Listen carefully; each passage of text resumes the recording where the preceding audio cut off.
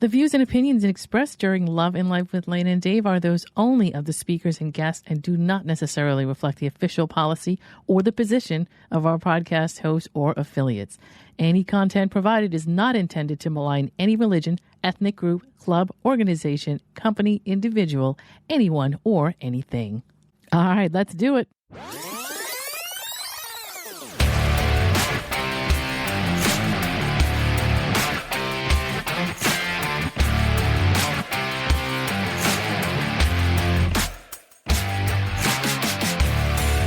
You're listening to Love and Life with Lana and Dave, the podcast where logic is power and you take control. Thank you for tuning in and making the choice to listen in and get ideas for your own love and life. Now, here are your hosts, Lana Williams and David Vaccaro. Here's a podcast that I got together with a fairly new podcast partner in May to do. And there's a lot of things going on with this podcast. This is just my little intro to that podcast because so much went down between the time that I recorded the podcast and the time that you're hearing it. So this is a May podcast. So I maybe had maybe a month or month and a half. I had been working with Rhode Island Broadcasting. Also, I say RhodeIslandBroadcasting.com. It's actually RhodeIslandBroadcasting.net. Basically, I went to make this podcast and I was still in a position at that time where Dave and I were still doing the podcast before Dave passed away. Now, I'm not sure if anybody knows this, but by now you should. Dave passed away on June 9th. It is October at this point. This is how long it took me to get the podcast done or edited and up on top of everything that went down with Dave and just my life in general being crazy and chaotic. The podcast that we did also lasted about 4 hours. And so, we digress quite a bit when we talk. And so I wanted to go through and get out the most important parts of the podcast that were relevant to the topic, which is dating in this day and age, or at current present, what dating is like. We kind of diverted off of the topic a couple times. So I wanted to make sure that I condensed all of the relevant information in the context of the actual podcast. So that's that. Yes, I'm going along with this too. So I'm going to try not to do that. But I just wanted to kind of preface the podcast with the stuff that I'm saying in it, because this podcast that was actually recorded about 5 months ago. Without further ado, here's the podcast. And this podcast is still a good 2 hours long. But believe me when I tell you, I actually cut it down to about half of what it was. And I think it's pretty good at this point. So here we go. This is me and Ira. Enjoy. This is Lana, and I'm here with Ira Marc. Now, is it Mark? It is Mark, correct? It is Mark, yes. Okay. And it's Mark with a C. We've been doing a podcast for, I feel like I've been around a month maybe or so. Oh, I'm doing it now. You probably 6 months. No, about 6 months. I'm new, so it's been about maybe a month or a month and a week or something like that. And it's called Going On Daily. It's on Rhode Island Broadcasting. And I think if you go to RhodeIslandBroadcasting.com, you should be able to find out everywhere else. Hopefully that's a main page. Yeah, just Google it. You'll find it. Rhode Island Broadcasting. To hear, and Ira and I usually have been bouncing off each other on Saturdays. Which is pretty cool. So we have a good rapport going. So I decided I would just take him hostage as a surprise or as a guest for this, because we started talking about on one of our live Saturday morning podcasts, we started talking about dating, which is a very popular topic on this podcast, if you've been following it. And it's just like basically the whole thing about two single people that are out and probably not as active as I should be. And just like what's out there right now and like why. If there's any possible way to try to and this is a podcast about logic, so we try to break down some analysis of what is happening, why it's happening, maybe some kind of a suggestion on what we could do that would improve or change or pivot the social aspect of this, because it is a unanimous opinion for everybody that I know that's single and dating. It is a shit show. And by the way, we can swear, we can say fuck, we can say shit, we can say balls, we can say whatever we want on this show. Fuck yeah. Fuck yeah. What exactly, maybe how did we get here? And how's it been since I last talked about it, which is probably a couple of years ago? Yeah. And Dave and I have hashed it out a million times. Everything from the dating apps to like just social life in general, and how crazy it is that, and you and I talked about this, how crazy it is that like people now like just don't congregate in groups like they used to. And now when we were young, it was like, not only was it like something we tried to do, it was just like part of everyday life. And so I read a little bit of Mel Robbins not long ago saying that it's very obvious that there's a reason why most of us don't make friendships and don't meet people like we used to when we were in our like high school, junior high school years, even elementary years. How? As soon as you said that, that's about dating. The first thing I thought of is because we're not congregating as friend groups anymore.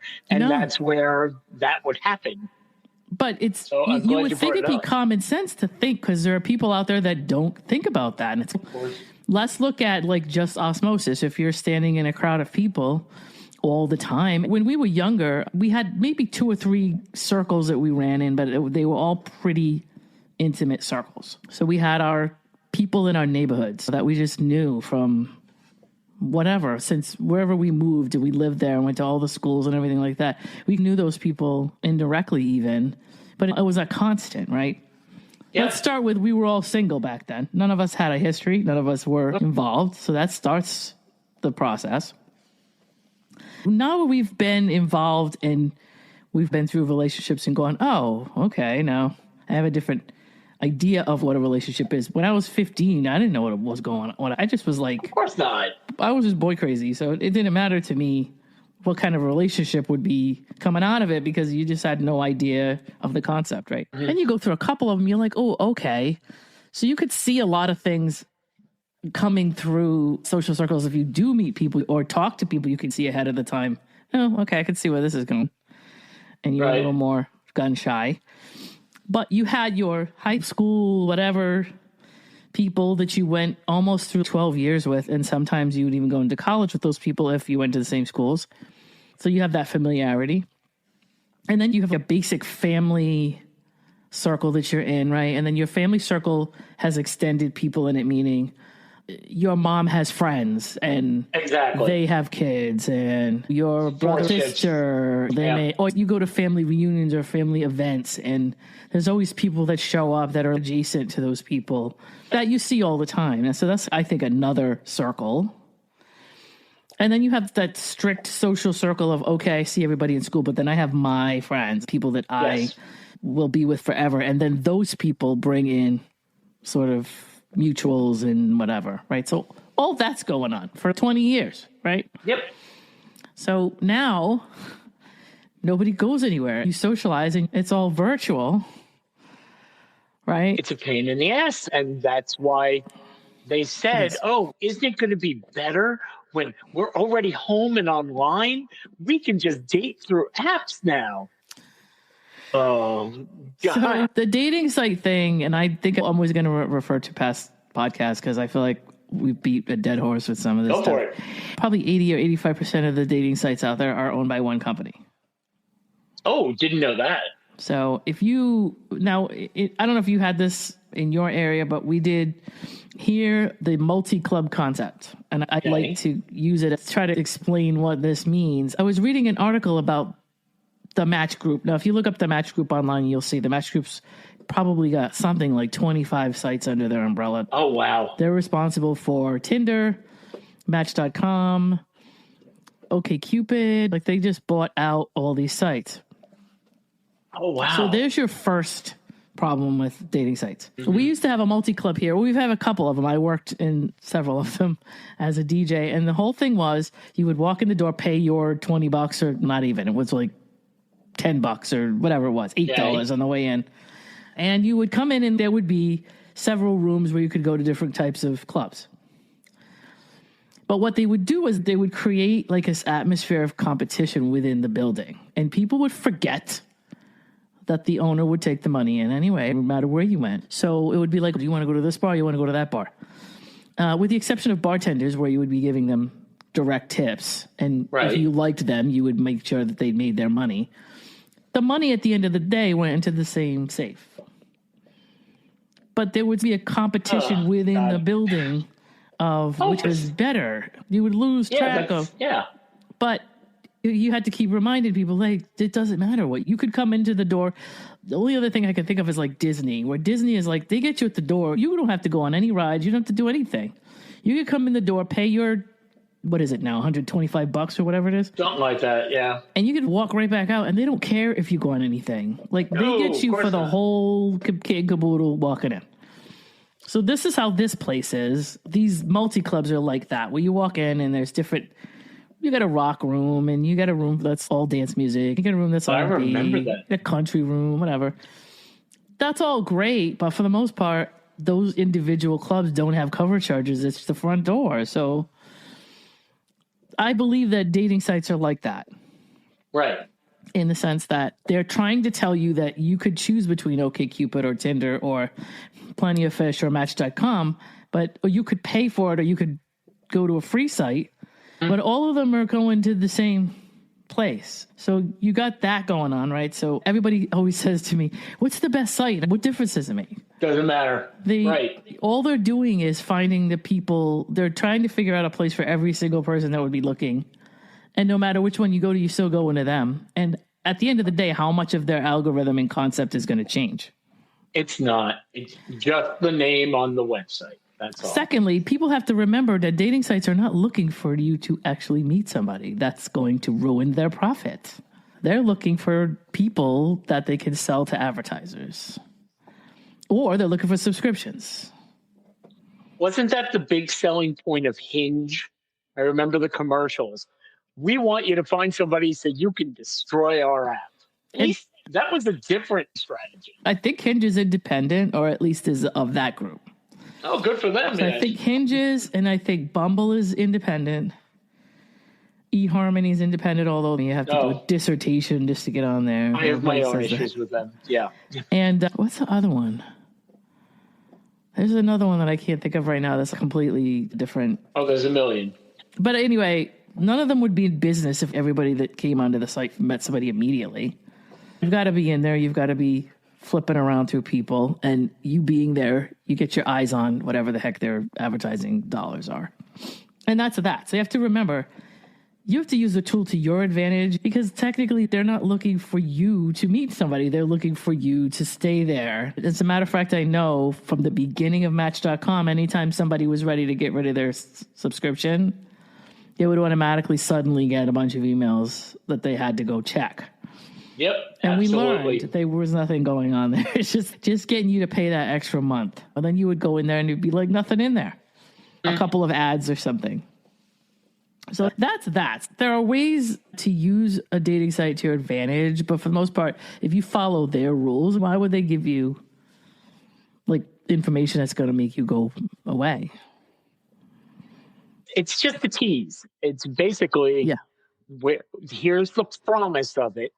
And will the promise keep you coming back? That's it. So even if you have a bad experience, it's, oh, that was one time, I'm going to go again. And then it's again and again. And if you follow the dating concept of what most people think relationships are about, we also have people out there that don't have any contentment with who they are. It's a big deal to be content with yourself. I know people are like, "What if I'm content with myself? Then I'm never going to find anybody." And blah blah blah. No, you can still find somebody when you're content, but your standards change. Your ability to sniff out bullshit changes. If you're like, "Hey, I'm happy to be by myself," then you're going to be very selective about who you allow in. I believe the movie that ruined dating or changed people's opinion was Jerry Maguire. Really? Because in that movie, there is a line that says, "You complete me." I disagree completely. I am complete, and I'm looking for someone who is complete. So we together can help each other just be individuals. I don't like the standard of they're a couple, and I agree you should make each other better. I do agree on that. Yeah. But I'm not looking for anyone to complete me. I feel complete, so I'm ready to include someone in my life. Right. How many people are looking you. for someone to complete? Exactly. Yes. So I'm going to sidebar on Jerry Maguire. Don't get me wrong. I am a huge Cameron Crowe fan. Okay. I love Cameron Crowe and most of the stuff that he's done. However, the character that Tom Cruise plays is based on an actual sports guy. Yes. And I forget his name, but he went on after this relationship that they're highlighting in this movie.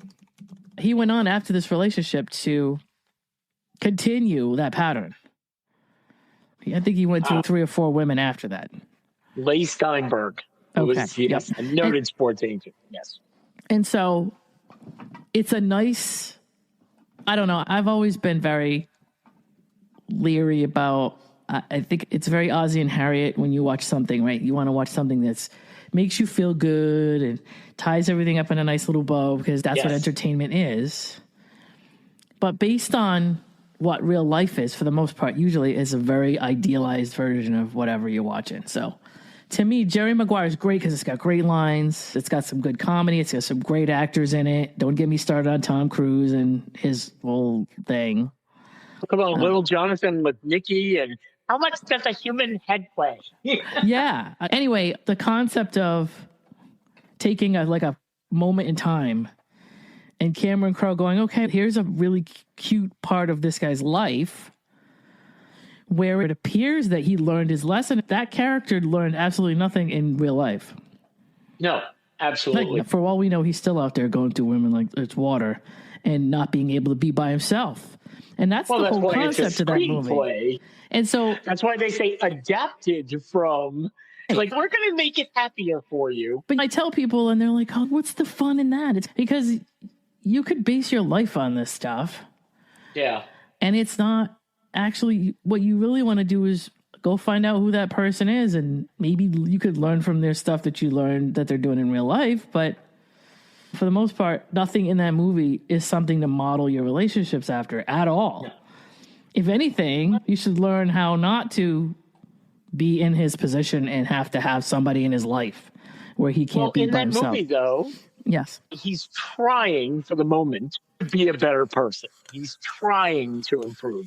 So if you want to take anything from that movie other than show me the money, it's good to keep trying and striving to improve yourself. Yes. The part that I loved in it was that, and hopefully Leigh Steinberg learned this lesson, to not become such a douchebag that you don't care about your clients. Speaking of Tom Cruise, I got to go to Top Gun. And I got to say, Top Gun was such a great movie. But then, like, when I went to see it in 1986, I think, it was a great movie. I loved it. But the romantic part was, like, random to me. I never understood it. It made no sense to everything else. It almost didn't go with the movie to me. It just seemed like it just didn't seem like it fit. And I found out later on that they actually added it after the fact. And that's why it felt so unnatural to me. They added it for ticket sales. Because the movie was based on just the guys and the crew and the school and all the stuff that they did. But I guess their focus group or whatever, they're testing on it, they didn't get enough female interest. And so the Kelly McGillis character and all that other stuff was brought in after they filmed the movie. They stuck it in between. And that's why it doesn't flow to me. Like, it never flowed when I was watching it. Not saying that it has to make sense or it has to all go together, but it didn't. The timeline was weird for me. It was just like, what is this? It's funny you bring that up. And I'm going to bring up another Tom Cruise. That's okay. Which was A Few Good Men. Yeah. Which is an awesome film. There is no love interest at all in that movie. That's why it's and when they talked to the writers, there was supposed to be a love interest between Tom Cruise and Demi Moore at that point. And finally, the writers just said, you know what? We don't need it. Yeah. Now, in Top Gun, I would argue, I think it humanizes his character a little more. That, oh my God, he can care about something other than flying, because that seemed like he cared about Goose. That was, to me, the love story of that movie. Goose. And it doesn't have to be, to me, a love story doesn't have to be a romantic love story. There are plenty of movies that I agree. The Shawshank Redemption was technically a love story between two inmates. Not that it was in any way romantic, but it was a good relationship. It was robust. It had all kinds of dimension to it. It had a really good environment around it in which that it had to survive. There's also a movie by the name of Juno. You may or may not know. Oh, sure. I love Juno. That's one of my favorite movies because of the dialogue. I love intense dialogue, and it's just got such great dialogue. But there's a romance in the movie, and it's okay. But the romantic aspect of that movie is really Juno's character with Jennifer Garner. Thank you. Romance is really a budding romance between Juno's character and Jennifer Garner's character. Yeah. Is really, and it's not that they're romantic, it's the relationship that's intensified in Juno wanting to have a really good mother for her child. Jennifer stepping up to that plate. Both of them are doing it to be damned of all the other characters, including Juno's parents, including Jason Bateman's character eventually.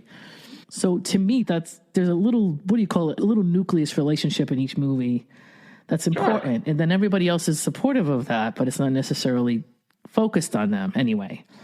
And there's a scene in the mall where she's there with her friend and she's probably 8 months pregnant or something. And she just runs into Jennifer Garner's character who's... I know the scene. Yeah. And to me, that's where she falls in love with Jennifer Garner. Where Jennifer Garner's, can I talk to the baby and blah, blah, blah. And her own friends, oh, I'm bored with this. Bye. This is boring. But here's proof to me that this woman was meant for this child. You love this kid already. Anyway.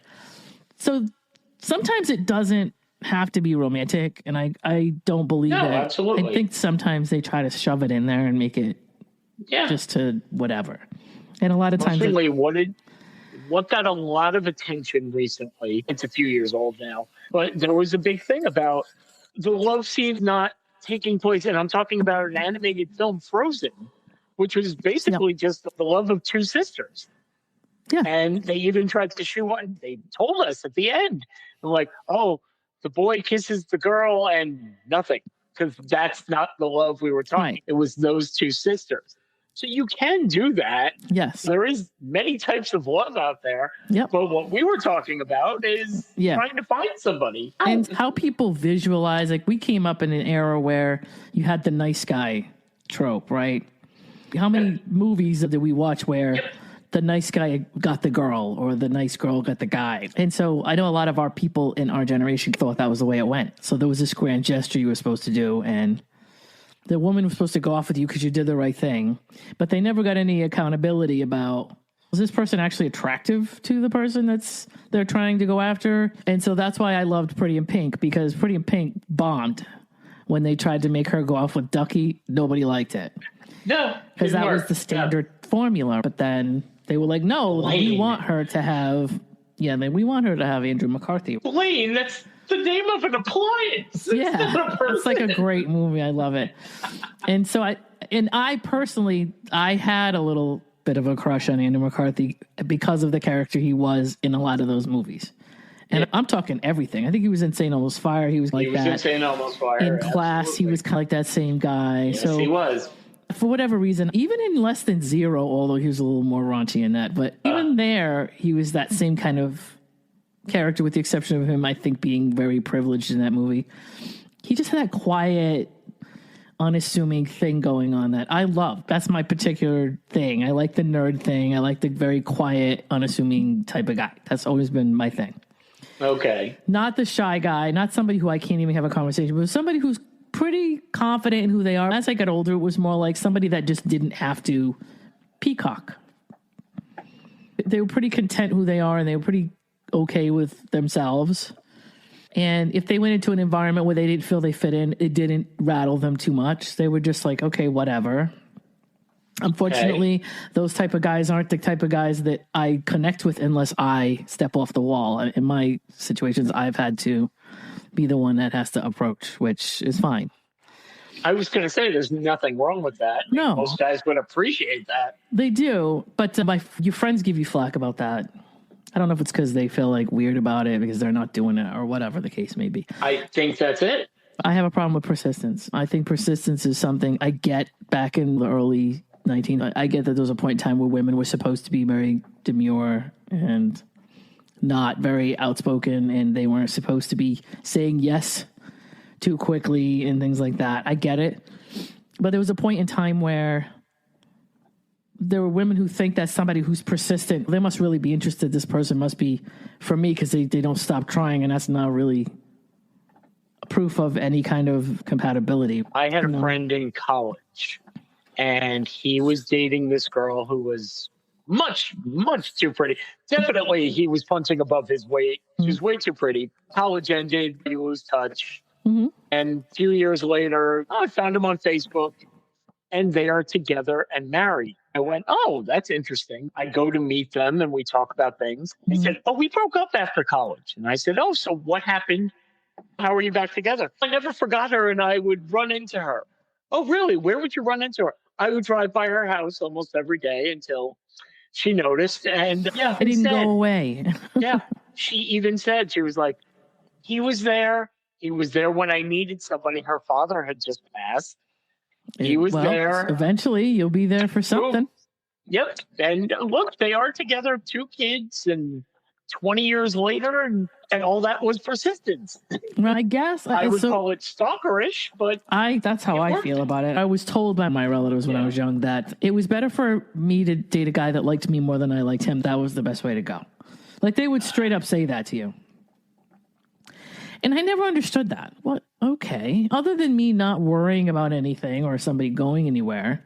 But should I have any say in the relationship? Should I have any interest in the person? I don't understand why I would hopefully. I don't get that. And don't get me wrong, but I know that some women are attracted to things other than physical chemistry or looks. I get that. So I can't say that everybody else has the same viewpoint as I do.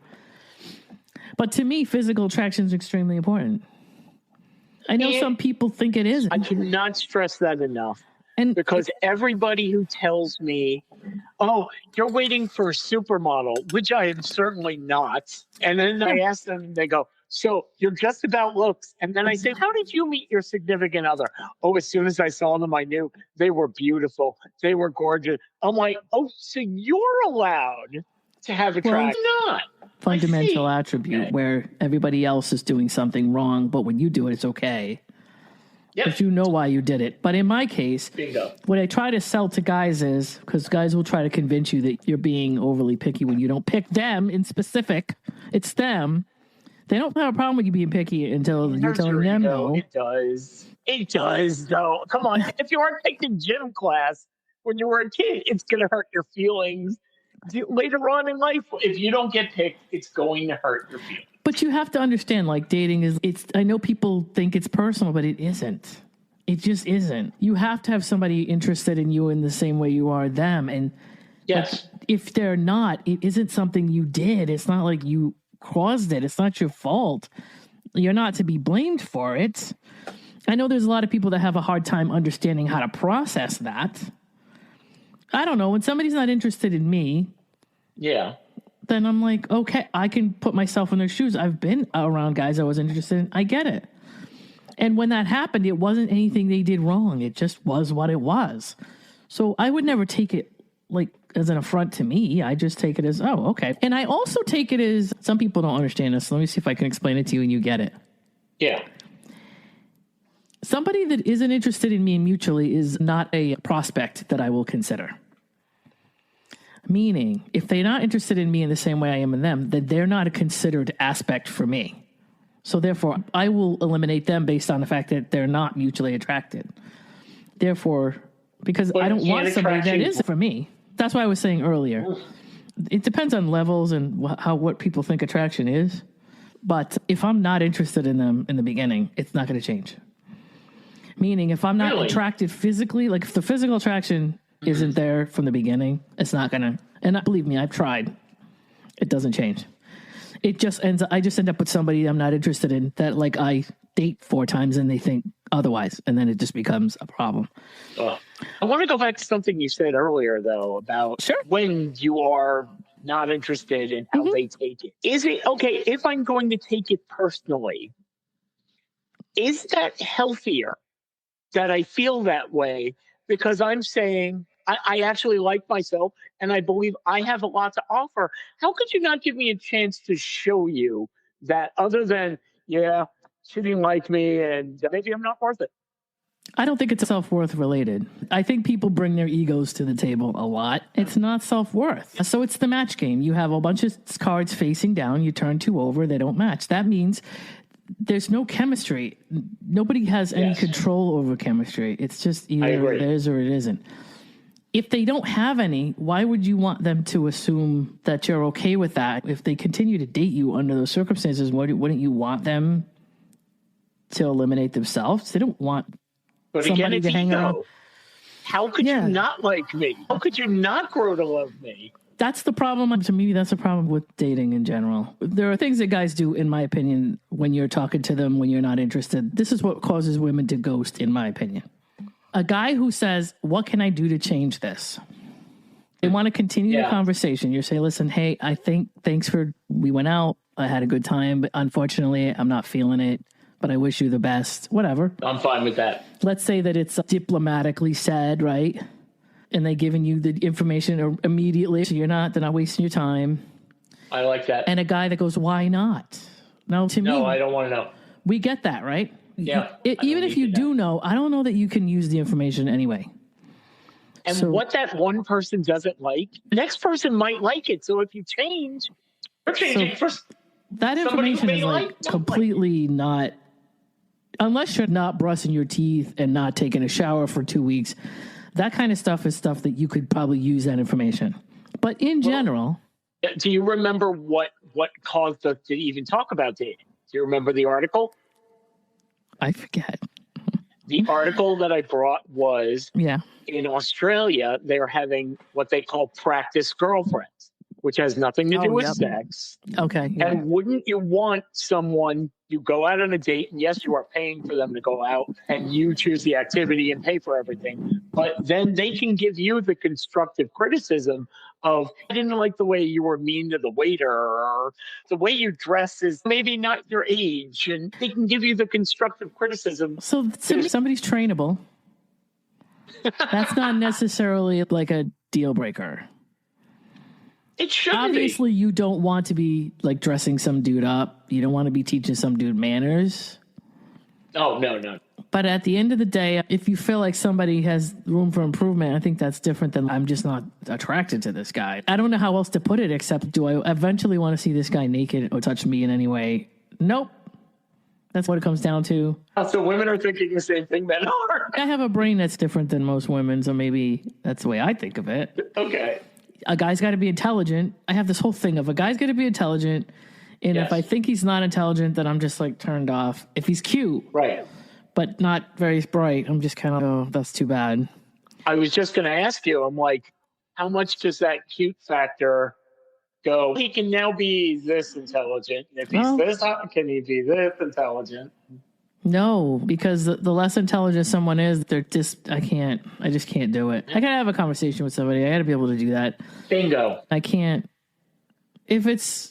I've had my boy toys and all that, and in that case, that's different because you don't really care. You're not going to get involved with them anyway. That's a different story. But when you're going to end up getting involved with them, you have to bring them around people, and you have to talk to them in between whatever's going on. If I can't talk to somebody, I can't do it. But they also have to be attractive to me. I have to be able to look like what I'm seeing. So we are animals. That is the first thing we notice, which is why dating apps are like, oh, I saw this and I read 3 sentences. No, you like the picture and they live nearby. End of story. I agree. What? I think you should go beyond the picture. So here's another thing that women have a problem with dating sites because men don't read that stuff. And I understand. I'm glad you do, but most men are like asking you questions that you've already put in this profile. And I've had guys straight up the directive thing of, I don't want to read your profile. I'd much rather find out from you in a conversation. And you're just kind of like, yeah, because I've talked to 20 guys and I don't want to have to keep repeating this stuff. The only reason it's in my profile is so that we can get past that, because this is all basic information that you should look at while you're considering whether or not you want to even talk to me. Right. Before you even say hello, you should have already gotten this stuff off the table and said, okay, I've read all this and I'm good with it.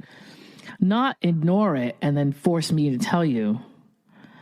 Or telling me you can write anything in your profile, but I'd much rather talk to you. I could just say whatever they want. Yeah, okay, but I'm not going to run off a bunch of stuff that I've already covered just so that you can feel like it's an organic conversation, because it's exhausting. I can agree with that. But if somebody's good looking and then I can find out that they're really intelligent, there's a click there. They start talking about some kind of scientific, I don't know, whatever. They string theory or quantum physics or whatever it is. Like I said, if they are a complete person, it will interest you to find out about them as much as they should be interested in finding out about you. And that has to be mutual. And I think that's why there's so many mismatches out there, right? Yes. But you have people that are out there. So in the dating sites and in the dating pool, you have people out there that you got the people that are tire kickers. I don't know what else to call them, but tire kickers. Like, let me set up an app and I'll talk to people and see whether I feel like being bothered. And no, 3 weeks in, I don't really feel, I decided I don't want to do any of this. And they shut their profile down. There's a lot of those people out there. There's people that are already married, involved, that are looking for stuff on the side. Yep. And then you have people that are, they think that the next person, like we were talking about earlier, they think that nothing that they did was wrong and everything was based on the last person they dated being the wrong person. Red flag. But unfortunately, it's so hard sometimes to see these people and weed them out, where they think, once you start talking to them, you can pretty much tell. They're like, oh, yeah, I was not a problem. My ex was terrible. They're the problem. So when you hear that from anybody, you're like, okay, here's somebody who didn't get their work done. You want somebody who wants like an equal partner, but you want somebody who's done their own self-reflection. Yes. So when you say to somebody, so, what happened to your last relationship? One of my exes said something to me like, you know what? To be honest with you, neither one of us was right. And you're like, okay, here's somebody who thought about, learned something, and tried to do some kind of, hey, what did I bring to the problem? Always, if you look at, to me, self-reflection is a big thing. And if I don't see it, I'm like, no. Because that person's not going to think, they're going to think you're wrong too. Oh, absolutely. I was married for 10 years and I consider it a success, even though we're not together. Not only because we have a daughter and beautiful adult now, but because I did learn a lot about myself. When people say, what happened? And I can tell you some really fun stories. But I can also sit there and go, wow, the most important thing I learned is when we would fight, the fights would a lot of times be about other things and they might get nasty. And I finally got to take a step back and went, I'm actually fighting to quote unquote win the fight rather than resolve the issue. And that became the first thing that when I would date someone else and there would be a disagreement and it would get a little off track, you're not trying to win. You're trying to resolve the issue. You have to do, like you said, anybody who walks out and goes, isn't that shit crazy? I had to get out of it. And how was the one before that? Oh, she was that shit crazy. I'm like, yeah, you get these guys that are like, I don't know what it is about me. All I do is date crazy people. Is that the story really? Is that the whole story? It sounds to me like it's like a biased viewpoint of your history. It is. And so I always say to them, all of them dated you, so they had you in common. Ding. And don't get me wrong, I think it's a really big deal if somebody can say, you know what, I'm not perfect. Oh, absolutely. The relationship was not good, but to be honest with you, I blah, blah, blah, or I was just as bad, or I would feed into stuff, or whatever. I don't need to know the personal aspects of it, but just I was just as guilty of things going wrong as what I want to hear. Absolutely. And of course, being who I am, you can go ahead and tell me all that all day long, but of course I'm going to ask why. So I hope if you say that to get my attention, you have a good story to back it up. If you know your psychology, you don't know why people do what they do. That's how I look at what people tell me. So I don't take people's word for stuff. I don't call them out on what they're telling me, but I'm genuinely interested in what makes them say what they say. Okay. So if you just give me a line, that's great, but I'm going to want to know what's behind the line. I want to know why you're telling me that. And I also want to know what you mean by that. And I have people that get frustrated because I just don't take it and run with it and not ask questions. You got the wrong chick because I ask a lot of questions. What's wrong with questions? Nothing. I don't think there's anything wrong with questions. Well, it sucks if you, exactly. It sucks if you just want somebody to buy your bullshit and not dig into it, then I guess that's what's wrong with it. But I've recently heard, and it took a while, that I've always heard the expression that a man marries a woman hoping that she doesn't change, and a woman marries a man to change him. I've heard that what are too. your feelings on that? I don't agree with it. I don't know if it's true or not. It's not what I do, but I don't know if it's true or not. You seem to be an exception to the rule then. And then we go back to I can't win because I want a perfect day one. I don't want to fix anybody. I have no interest in projects. I don't want to. And I don't mean perfect like... Wait. Yeah. Is trying to improve someone help them? Is that... And by the way, asking for help and appreciating the help. Okay. Is that fixing someone? Yes. I think a person should be fixing themselves. Okay. Period. If you ask me, if you tell me to make sure you're accountable for something that you're trying to do, that's different because I'm supporting it. But I'm not going to fix it. I'm not going to be the one who does the work and you just kind of... But I was born and raised in a background of we all do our own thing. We all take care of ourselves. We all make sure. So I'm real intrinsic. Yeah. And so it's hard for me to run into people who aren't, because I'm not good with that. I don't want to be your cheerleader. That's not my thing. I'm doing my own thing. You need to do your thing because it works for you, and you need to be accountable and you need to inspire yourself. I've dated guys that are like, I don't want to really do that unless I have somebody to do it for. And it's no, I disagree with that. You should want to do it for yourself. So I'm supportive.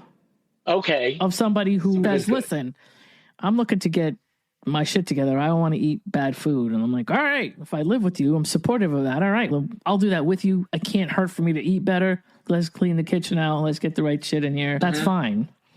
Okay. And if I say to you, hey, remember, blah, blah, blah, but it's going to be something you're already interested in doing. It can't be something I implement on you and you don't have any work to do. I'm just yelling at you all the time to get it right. I don't want to do that. Does that make sense? Yes. So I want you to want to improve yourself, and then I'm all about agreeing with you and helping with you with stuff that you're doing. That's fine. To me, that is a cheerleader. You're being supportive. That's what a cheerleader is. They're supporting. Not literally. I know some people really like that positive reinforcement. Look what you're doing, blah, blah, blah.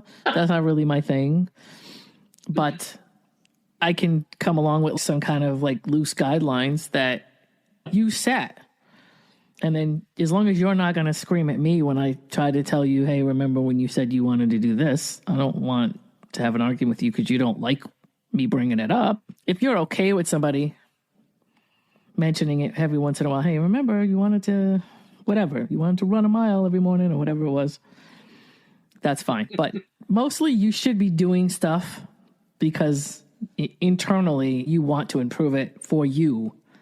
Meaning, you can do it whether I'm there or not. I'm just there to help. I'm there to support. Remember, as we keep bringing up, it's two whole individuals coming together to hopefully help themselves make each one better, but not I'm making you better. You're supporting me to become better, and I'm supporting you to become. I believe in if I treat you like a queen, you should treat me like a king. I believe that it should be a Venn diagram, so everybody should have their circle, but it should overlap a little. In my past relationships, I've gotten flack because I don't take support. I'm used to doing my own thing. It is tough. For years, my daughter, when she was 6, you want to be a father, you want to be a good father and go talk to me. And I noticed she would just shut down, and she would often turn around from. And eventually I started to notice little things. I said, she wants to be left alone with her thoughts. Let me do that. And once I adapted to her, it would be amazing that if I would give her 30 minutes alone, then she would come and say, Dad, here's the problem. But you just have to learn each individual, and you have to be willing to change for them, just like you would have to be willing to do whatever he needed to do. Do you agree with that? I agree with that. Have you had people telling you, I can tell that they're angry through this email or this text? What? I've heard that. They're just words typing. Unless someone says, I am angry with you. Actually, you're conveying it, just what you just said. Exactly. There's a story. I've learned that nothing is what you think it is. Most of it is your brain making that up. But I guess human beings tend to go with the worst case scenario. I would guess so. Right. Yeah. So really, most of us, if we have two ways to go about what's happening, we always take the negative way. Yes, absolutely. 100%. So, but that's the kind of thing that people do. They have these underlying, I don't know, I guess it's insecurities or fears or whatever it is. Right. And they project it onto somebody else. And then they make it like that person's problem. It's actually it's pretty typical that dating is the way it is with that kind of, with people doing that kind of thing in their own heads. Yeah. Think about it. If you notice, it looks like we're having like a war between the genders right now. Okay. And so I belong to a group and it's like a bunch of Gen X single people. And I hate to say it, but you can almost see why most of them are single. Like the question, there's a lot of absolutism in the questions. Like, why are women like this? And it's okay. Yeah. You might have had 3 women who did this one thing, and then you took it to mean something that maybe didn't even mean because you didn't ask. Right. And now you're asking 18,000 women why they all do this thing. I don't know. What do you think? Do you think maybe there's like some kind of not critical thinking going on there where maybe we're all looking for our lid? Yeah, like you can say, you read these guys' profiles and they say something like, you can waste your life or you can talk to me. That's just something like if you're approaching dating with an attitude where you have to come in trying to one up the person before you even talk to them, or trying to boost your own self-worth by telling people about it. In other words, in my opinion, if you're a good person and you're a content person, then you're just going to be like, hey, this is how I am. And if you like it, great. If you don't like it, that's fine. But you don't come in, hey, you want a piece of shit guy or you want to talk to me? I don't understand. There are people out there who would rather be dating a piece of shit than be alone. Yes, again, that's another problem. You're not fully formed. You're looking to be completed. I do believe that if you really can't be by yourself, you're gonna choose. You're gonna do the thing where you say, "Listen, somebody wants to be bothering me, so I'm just gonna make this an official relationship, and I'll deal with all of the rest of that later." And you'll make excuses for his or her behavior later on, because at some point you're gonna have to present them to the public, and they're gonna do something. Everybody's gonna ask you, "What the fuck's wrong with you? What are you dating somebody that did that for?" And you're gonna have to be like, "Oh." You got to know him. That's one of my favorites. Yeah, you just don't understand him the way I do. It's kind of, if a guy wants to be seen as a decent guy, and this goes for women too, but I say guys because this is who I date. There's an optics aspect that they should follow. Meaning, I don't want a girl that I'm dating to even think I'm doing something because it looks bad. I'd like a woman to be aware of the fact that I'm a genuine person, and I'm going to be worried about the optics of that. In other words, if I'm a guy and I'm dating a girl for 2 years, and let's say I'm talking to some girl at work and she gets worried about it, I'm going to have a conversation with her and I'm going to say, look, this is something that's a problem or whatever the case may be. Instead of telling her, there's nothing going on, it's your fault. Instead of yelling at them and telling them that they have a problem, you need to talk about it like 2 adults. Sure, she might be insecure, and sure, it may be something that she doesn't have to worry about. But why backlash on her about something that she finds that's bothering her? Do you care? So the optics matter, and how she feels about what's going on matters, even if you're not doing anything. The defensiveness is sometimes interesting to me in that if I'm dating a guy and I'm talking to some dude at work, and I don't personally think there's any reason a guy should give me a hard time about that. And I wouldn't be with a guy unless I wanted to anyway, because I can't be bothered to talk to 2 guys. I don't have time to juggle guys. I'm too lazy I'm just too lazy for that. And I don't mind being single. So it's not, I have to have another guy in the wings because I can't be by myself. So if I don't want to be with who I'm with, I'm just going to get rid of who I'm with. It's not like I have to date another guy to get rid of I don't know. I just can't. It's just too much drama.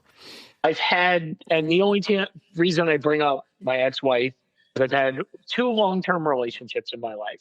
One was with my ex-wife, and then I had a girlfriend for about a year, and the rest have been short-term or nothing. Okay. So I bring them up. As I'm very talkative, anybody who could see this, I can't stop. I want to talk to the world constantly, which is why I do podcasts.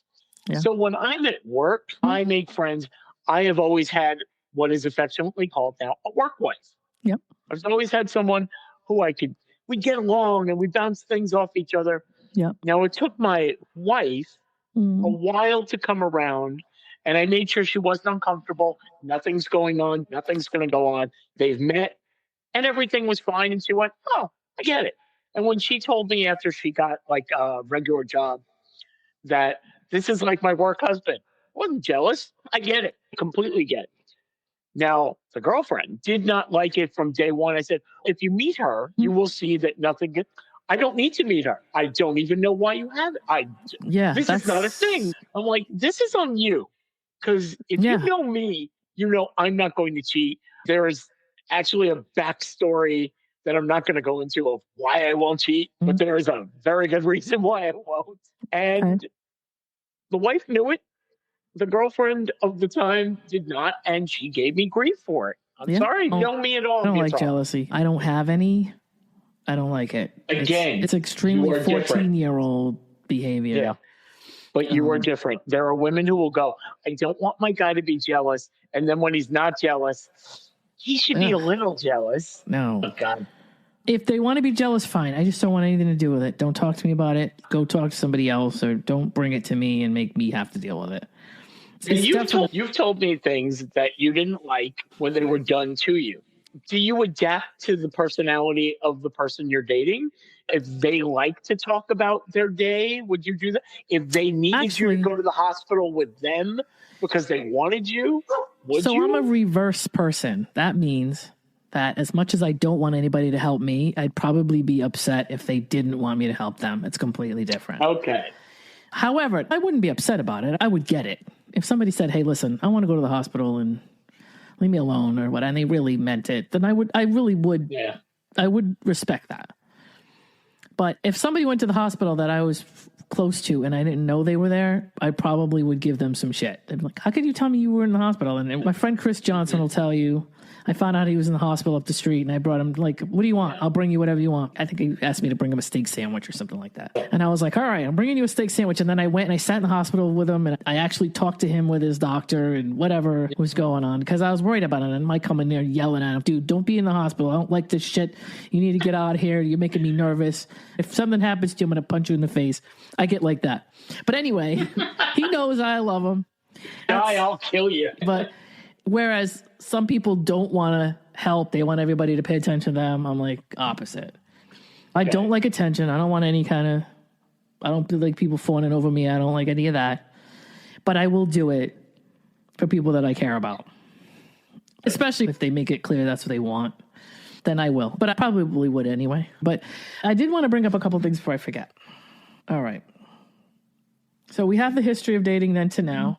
What we talked about years ago, how it used to be, and how now I think personally there's not enough social activity, meaning you can talk to people online all you want, but all of the in-person social norms are missing. Yes. And it's very apparent in talking to people that they don't have any social skills right now. Because Can I tell you very simply?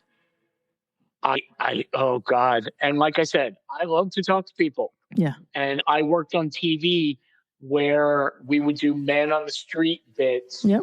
And I would always and I was the producer, but I would always be the one who would wrangle people over and get them in and let's start a conversation with a stranger and get them comfortable, because I love doing that. That being said, I have been on dating apps for so long that I was taking the train into work. And there was a woman who I felt was in my age range, age appropriate, which, again, we were talking about. I want to have something to talk about. So I want somebody age appropriate. I took one step. I smiled. She smiled back. The train came and I went, I don't know how to take a next step from here. I really don't. Wow. And I let her get on the train and I just went, I'm going to go on another car over there because I'm done. So I personally think there's an inflated sense of, and my buddy Dave and I have had this conversation, that he thinks that he doesn't care, but he believes that men are screaming and yelling about how they're going to be taken as crazy or creepy if they speak to women at all, which I don't think is true. Yes. It's not. Absolutely, 100%. I think that's drilled into, I don't know who's putting that kind of, don't get me wrong, if you walk up to women and you say creepy shit, that could be taken as creepy.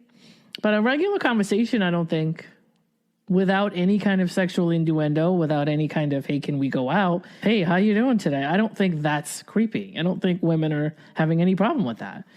And we have gotten so browbeat that when a woman is kind and just having What do you mean browbeat? Can you please tell me what browbeat means? Yeah. I think there's a group think on that that's not accurate. I have a friend who has a good job. He's my podcast partner. He is personality plus. He's one of the smartest, most original people I've ever met. I consider him like a brother to me. He's a great guy. Cannot find a date because when he goes out on a date, if anybody even gives him a chance, it seems like he's not high enough on the ladder for them, or they don't understand his personality. And whenever anybody is nice, and we both had this situation where someone is nice, you sit there and go, are they being nice as in I have a chance? Or are they just being nice because we're being nice? I would always go with being nice to be nice as the default, which is fine. Which means we can't go any further because I don't want to risk coming off as the creep.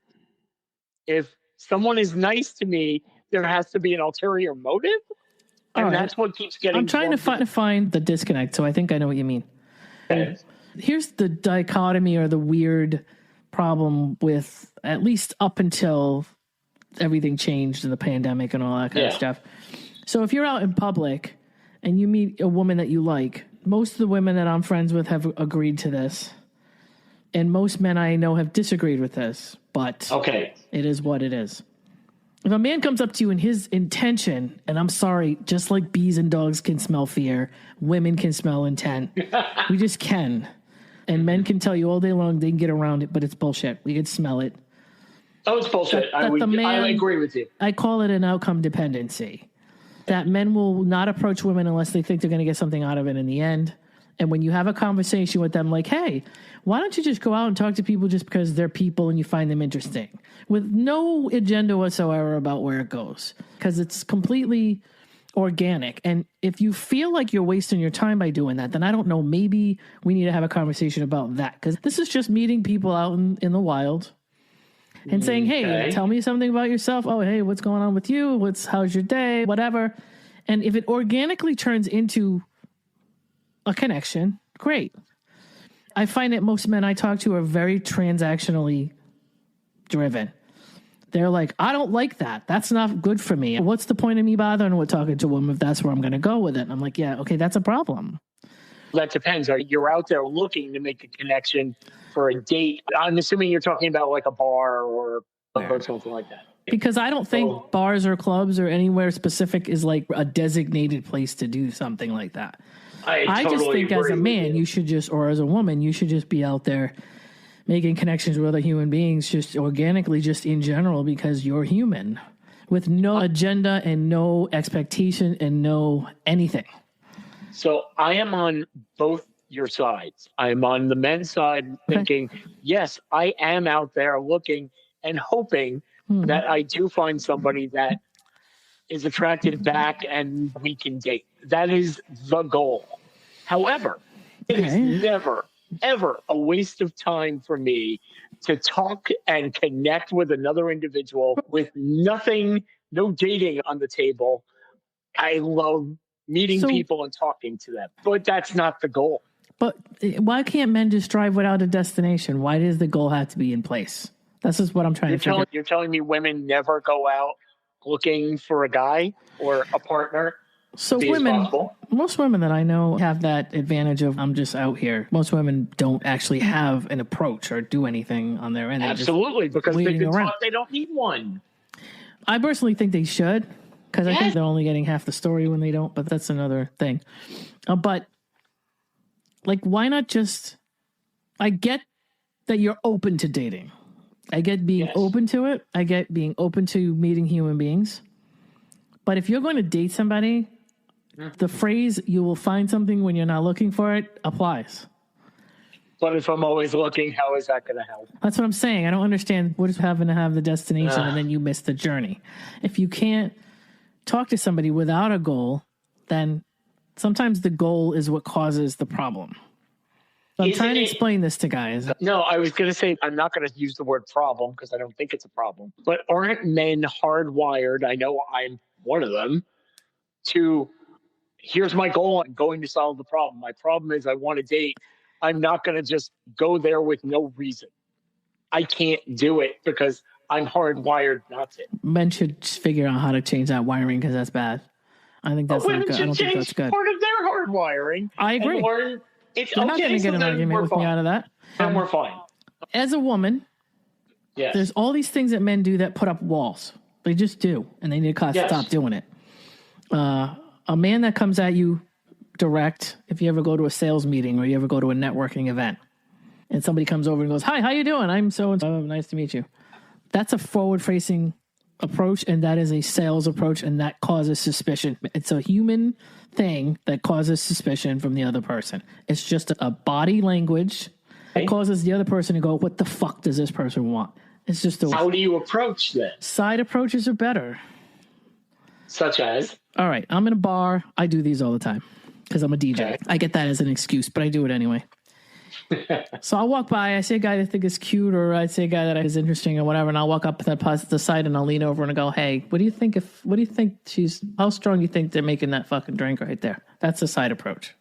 Oh, okay. Now, they don't care who I am and I don't care who they are. The intro is another thing.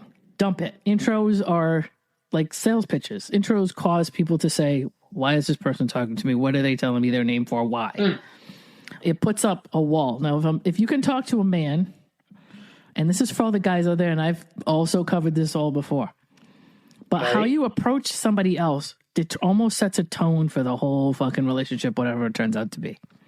So you approach as you mean to go on. So if somebody approaches from the side, it's less threatening. It's more... True. People are more open from the side.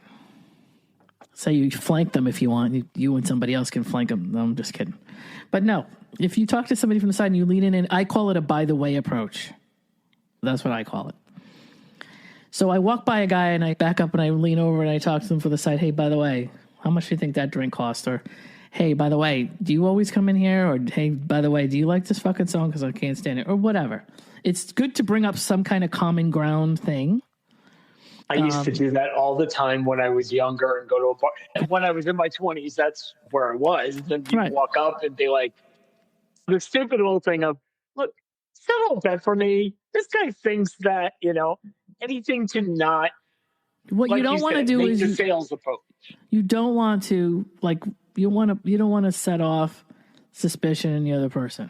Women have defense mechanism. I don't know if men like that, but that's the way it is. We do. And as women, because we are dealing with a world full of men, and that's all I'm going to say on that. So my daughter carries 2 knives and pepper spray. So yeah, you have to. We have to be hyper vigilant. So the very first thing most of us do, I think, just by default, is who is this person? What does this person want from me? Friend or foe? Right. Friend or foe?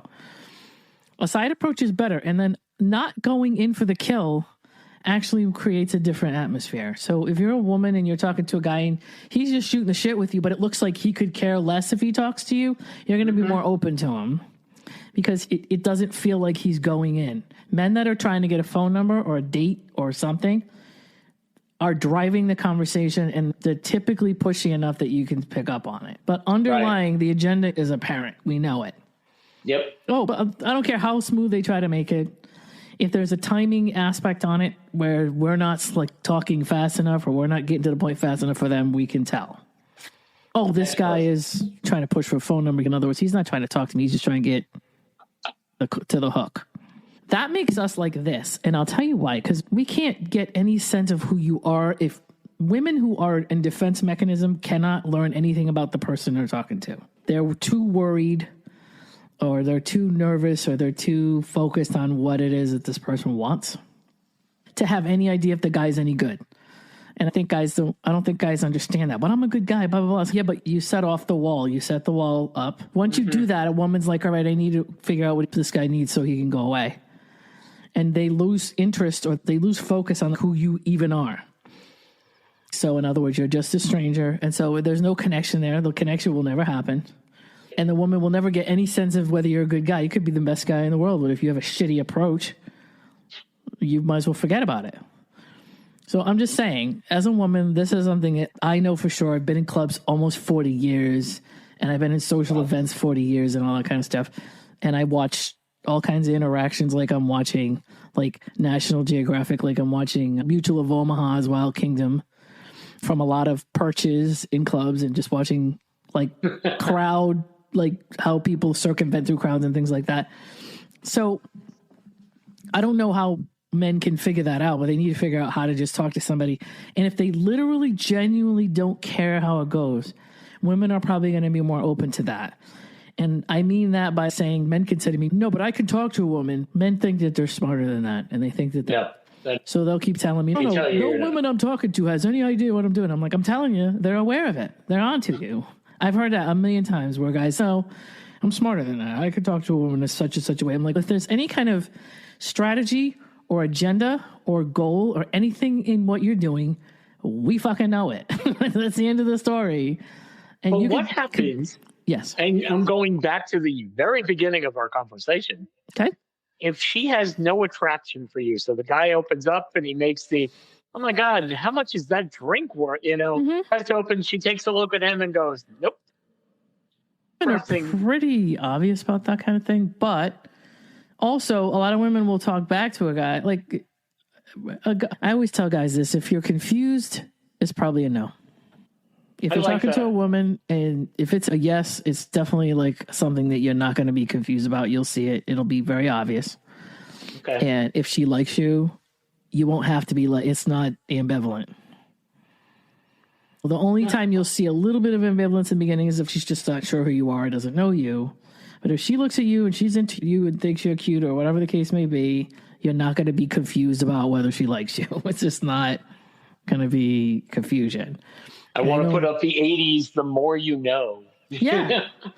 And I think that's the same thing with everybody in the sense that if somebody really likes you, it's not like you're not going to be sitting around going, do they like me? I can't tell. I don't know. It's not going to be. Times. And if you're dealing with somebody that really likes you, but you're still getting that impression, now you have to decide whether that person is somebody you want to deal with anyway. Because that's an attitude or a personality that's not going to be productive anyway in a long-term relationship. Well, the dating is trying to decide, is this something I like? Is this something I like? Maybe I hopefully find it in the next person and I know better. Like we said, learning about yourself, learning about what you can put up with, what you can't put up with. My sister is married to my brother-in-law now for 26 years, I believe it is this year. Okay. The man is a great stepfather to my niece and nephew. They are a wonderful couple. They complete each other, two individuals completing each other. The man has no romance in his entire body. Okay. And for his anniversary, my sister comes out of a jewelry shop and just says, you know what? I really like that ring in there. And it was their anniversary. He went in there and goes, oh, let me see. He buys it. She comes out with the bag. And we're all sitting there going, dude, you can give it to her. It's a nice little romantic thing. And he walks away and all of the group was like, wow, no romance, whatever. So I'm talking with my sister. And I said, yeah, that kind of blew that one, didn't he? And she goes, yeah, I wish he were romantic. She goes, but let me tell you something. And this is something that has stuck with me forever. That man right there does not have any romance. He is 95% of the man that I want. And I'm just going to put up with the 5% because that 95 is pretty damn good. Yeah, for people who sit there and they make the excuse of they don't do this and they don't do that. What do they do? What do they bring to you? You have to weigh it out. You're not looking for that. Forget about that 5%. If you can get 95, that's pretty damn good. And I laugh because if I do get somebody who's a romantic and it's like something they have to do, then we've got to either come to a compromise or we have to decide, okay, if I don't think this is going to work, if it's something that they can't live without, then fine. And out of all your love languages, although it's really steeped in religion, and so that's why I don't push Gary Chapman as a person so much, and I don't push his ideals. But love languages are a good thing to follow as far as what people do to express and receive what they want. Again, understanding the other person. And you could categorize it any way you want, but the categories that are there are pretty good. Mine is acts of service. That's it. Acts of service is mine. Most guys will say physical touch, but most of us are eyes. I'm sure it is. Not gonna lie, but yeah. I think everybody's is at some point, but not all the time. But like for me, that's romantic to me. Everybody's got a romantic thing that makes sense to them, and mine just isn't traditional. Mine is I get in the car in the morning and the guy that I'm dating in the winter has cleaned my car off. That's a major thing for me. Or you get up in the morning and you make my coffee the way I like it and bring it to me. What I like doesn't cost any money. You don't have to put it in a calendar. You don't have to write it down. You don't even have to speak to me. And then to some degree, quality time is important to me, although it's a second and then the other three are distant after that. For me, there's a receive and a give. And so it's for me how I like to receive and give, although I think some people's may be different. I'm sure. My friend Jessica, who is living in Pennsylvania now, when she was going through stuff, I forget it was a surgery or something she was going through, and she watched my dog every day. My dog and her dog hung out. She had a yard. And so when I went to work, he'd go up there in the morning and hang out with the kids and play with her dog. And as a favor to her, she hated doing dishes. And so I'd go to her house and I'd have her stand there and talk to me, and I'd do all her dishes. I don't mind doing dishes. But it was a major thing for her, though, because she hated it. When she had a back problem, she hated standing there. Things like that, how we took care of as far as friendship. That's how we took care of each other, was to do things like that. We would take stuff off each other's to-do list. And I know that traditionally I've had a conversation with guys where they're like, I like to buy gifts. And I'm like, but I don't like to get gifts. I guess when it comes to gifts, if that's what you want to do, that's fine. But it seems like you should just put your money in the bank to me. So it would be a compromise. Okay, then maybe you buy me a gift that's so cheap that it's not a big deal for you, and buy me something I might like. What if I saw like a concert t-shirt, a vintage concert t-shirt, one of your favorite bands, and I go, I got to get this for you? Yeah, so that's cool because you would appreciate that. I don't like birthday parties. I don't like any kind of surprises for that reason. I don't want to be in a room where I'm the center of attention. It's absolutely fucking horrific for me to go through that. I crave it. I hate it. It feels like blindsiding to me. So I don't like it. But I get that. Yeah. But if it's a low key thing and somebody brings me a gift and it's just like me and them and they say, hey, I just want you to have, I saw this and I thought of you here. And they just give me it. And they're not like, okay, open it. I want to see what you do. I hate that part. That's the part of gifts that is why I don't like them so much, is that somebody may have some expectation of me that I may or may not fucking fulfill when they hand me something. And I've had people say I wasn't excited enough about something they gave me, and I can only react the way I react. I don't know what to tell you. But that's why I'm not big on holidays, Christmas, Valentine's Day, any of that kind of stuff. Not to mention, I think it's commercialized anyway. Valentine's Day is made up. Yeah, they're all made up holidays. You should be nice to everybody. Anything schmaltzy or cheesy or anything grand gestury is weird anyway and performative for me. You and I are completely different on that one. Yeah, again, it depends on what it is, but there'd have to be a compromise of, okay, I'll put up with you doing this much of it, but I can't to this level, and then I'm okay. But if you go over the top, I don't know what to tell you. I'm not going to give you the response you're looking for. Sorry. My sister shows this video of me every year, and it's been about 10 years maybe, where I had a big birthday and a lot of friends at a restaurant. They put the long tables together. So we took up about 25% of this room. They come out with a sparkler and they start singing Happy Birthday. And the video is me getting up, imploring the rest of the restaurant, why aren't you singing to me? Everybody sing to me Happy Birthday. And then my sister pans to the waitress who brought it out, who is just doing this. Oh my! I can't stand to be picked out in a room full of people. It's very horrifying.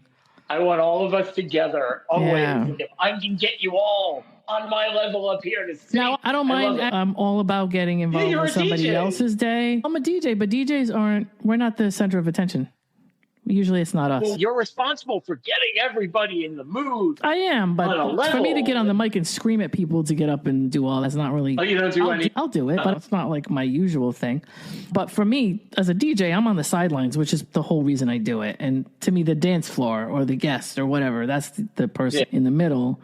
So I don't mind even going to somebody else's birthday party as a friend or singing to them. I'm all about that. As long as the attention's not on me, I'm fine. So I don't mind giving someone else attention, but I don't like to be perceived by human beings. Just perception from human beings is horrifying for me. Oh, before I forget, I don't want to forget this.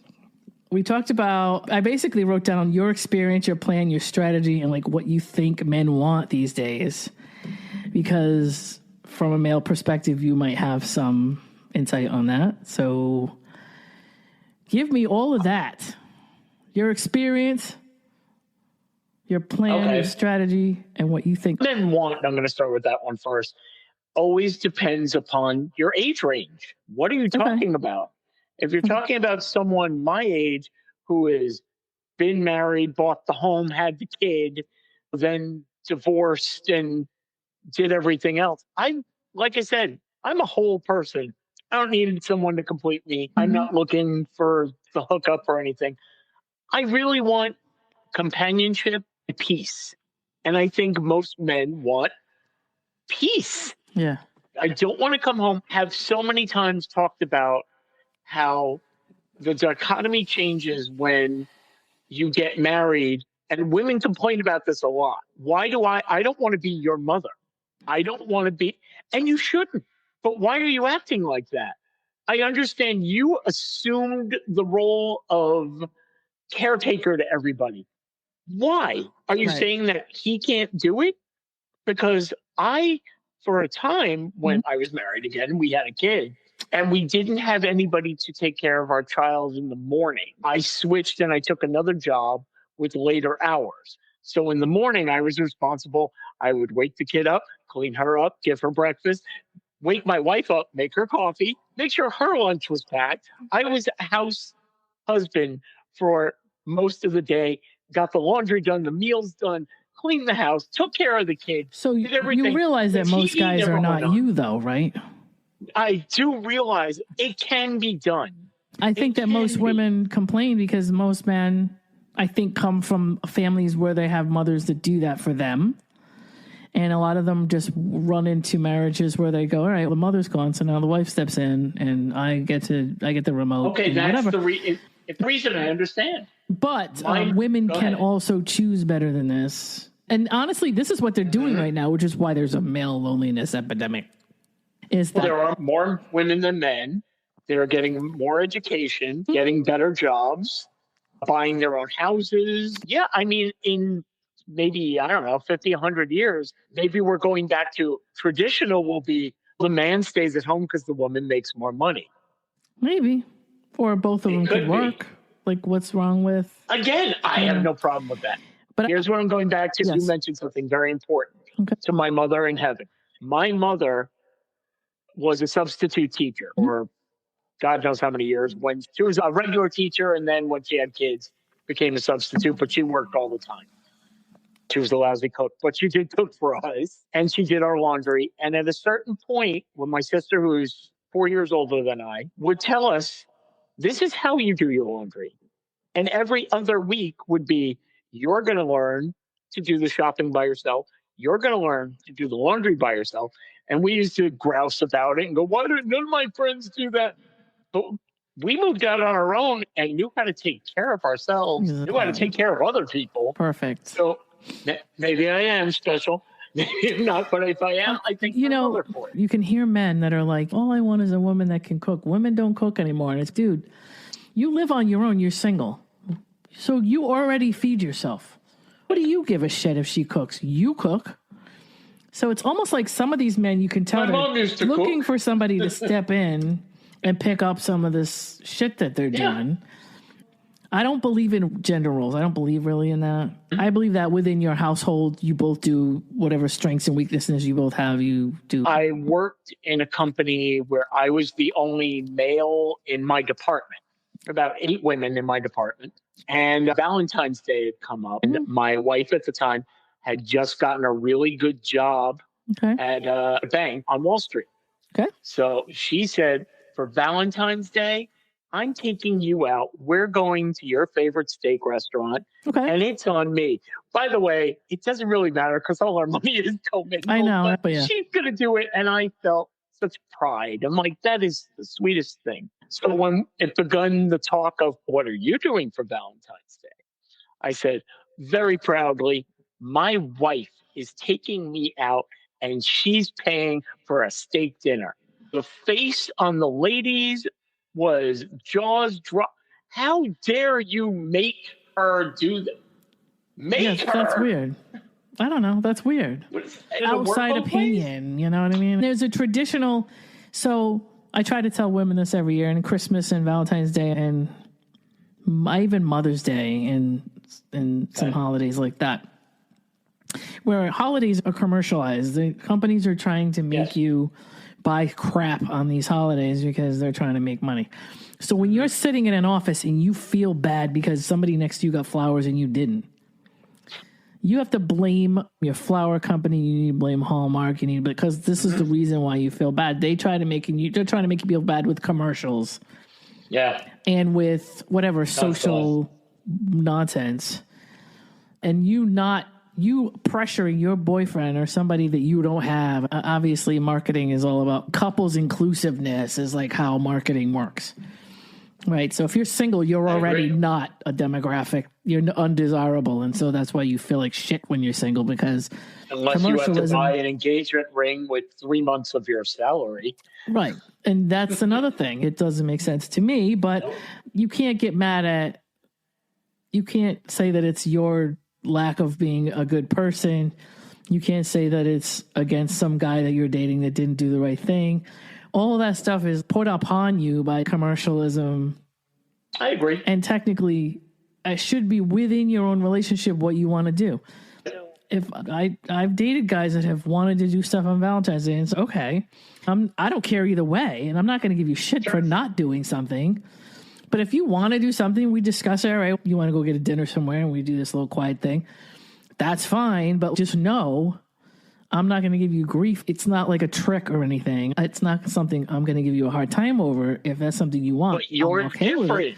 But you're the outlier. I don't think that the norm is healthy. I don't think that what most women think is tradition for Valentine's Day is like a fucking healthy attitude. I just don't. So, shit, buy yourself flowers. If you're worried about what people think about you on the job, then buy yourself some shit. But I don't think somebody buying you flowers on Valentine's Day, if they're good people and they're somebody in your life, I don't think that makes them good or bad that they skipped that one day. Why can't they just give you flowers on Tuesday? Oh, no, by the way. You know what I mean? Or if that's what you want, why does it have to be that specific day? Also, women don't like this, but if you want something, then fucking tell somebody you want something. This thing about mind reading is absolute bullshit. I cannot stand it. If you knew me, you wouldn't have to ask. No, I can't stand it. I'm not a mind reader. Nobody. So I'm going to throw one of my friends under the bus. I love her dearly, but this is typical. What? So she calls me one weekend and she's got a nice house. She's outside doing something in her yard. And I call her on a Sunday. Hey, what's going on? And she's, I can't stand it. I'm in my yard and I'm raking leaves, or I forget what it was. Or I'm mowing my grass. And if I had a guy, I wouldn't have to do all this stuff. And I'm like, you have a house. This is your yard. So this is your job. And she's like, I'm dating two guys. And I talked to both of them today. They both called me today to see what I was doing.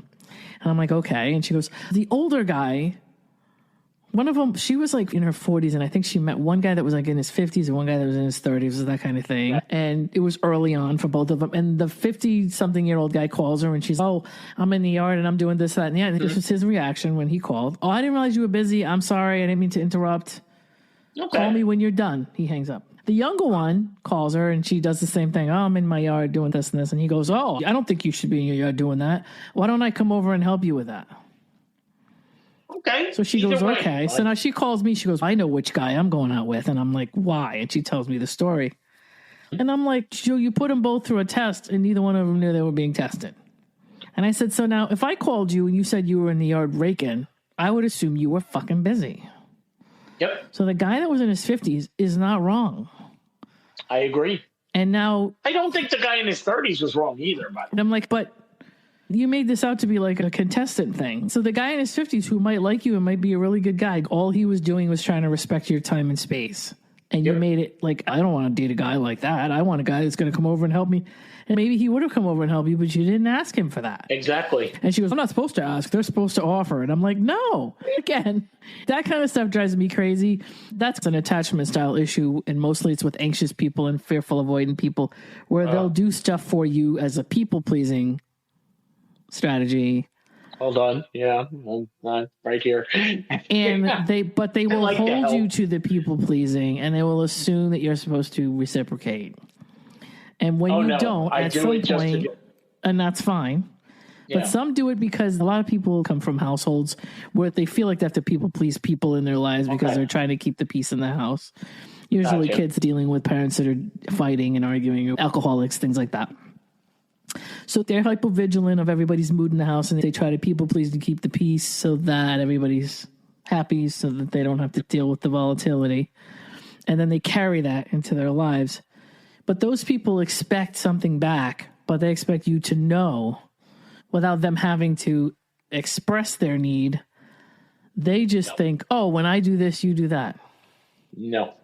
Sorry. And it's tough. It's definitely wrong, but there's a lot of people out there, this attitude of, I do this and I expect you to do that. And then they'll keep doing and doing. And then at some point, when it's not coming back, after they get enough impatience with it, they blow up. And say, after all I've done for you, I can't believe you have not doing this for me, this and this. And you're just kind of, usually it's a minefield where you're just like, what the fuck is happening? I had no idea that you're mad at me about something. And blindsided. I end up attracting a lot of these type of people. And it's kind of, no, you did it because you wanted to do it. You didn't have to do that. You know what I mean? Listen, you're in a relationship and this is how it goes. And people are supposed to do stuff for other people. No, we're not following a rule book here. Exactly. If you're doing something for me that... First of all, you're making me take... I've told you several times that I don't want that, or I don't need that, or whatever. And you're telling me, I'm doing this because I want to do it. And then I go, all right, because you keep telling me how important it is to you, so I'm okay with it. And I didn't realize there was like a catch to it. So now you can tell me how little I do back for you, or you can get mad at me and make me out to be a villain because there's something in your head that you expected from me but didn't tell me about. And now I'm guilty of not giving it to you. And there's a lot of people who do that kind of thing in relationships. There's a lot of people that think that there's some kind of thing that everybody universally knows. And if you don't know, something's wrong with you. And I don't agree with any of that. That happens a lot with dating where somebody's just... There was a conversation in one of these groups about the passing gas with somebody that you're involved with. And I find passing gas to be like not something to kill a relationship over. I just don't think it's... I just hope not. But some people are like, oh no, I would never do that. And if somebody did that around me, that would be the last time. And it's like they get really upset and you're just, wow. You find it to be that serious? Like that, like it's... People are human beings. Exactly. But people have to have manners, and I can't believe somebody that does that wouldn't have any manners, and they need to go off in another room, and blah, blah, blah. And I'm like, wow, this is what people carry around in their dating lives.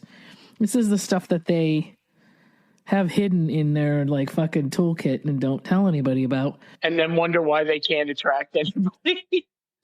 So... Why am I still single? Because if somebody farts, you're out.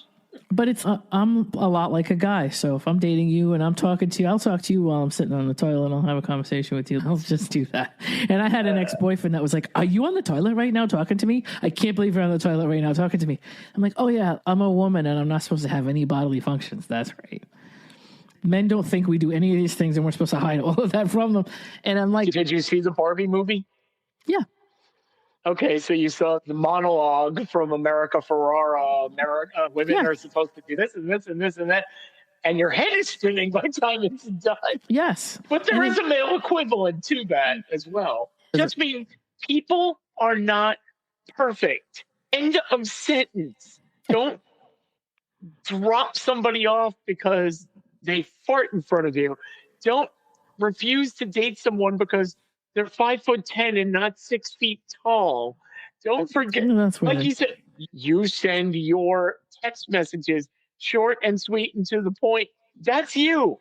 If you love the ABCs of this person, then put up with it. Take the 95%, forget the 5%. Right. Running for president. There And you there's go. nothing that, at least in my case, and I know I'm an outlier, so that's why I explain things. Listen, I know you're used to this, but this is going to happen, and so be prepared for this. Love it. Do you believe that we talked about being content with yourself versus insecurity and codependency? Yes. Do you believe that wishful thinking and politeness causes a lot of problems? Meaning, I'm a guy, I see a girl I like, I want her to like me back. And she's being polite to me because she's trying to let me down easy. And so there's all this confusion that happens in there.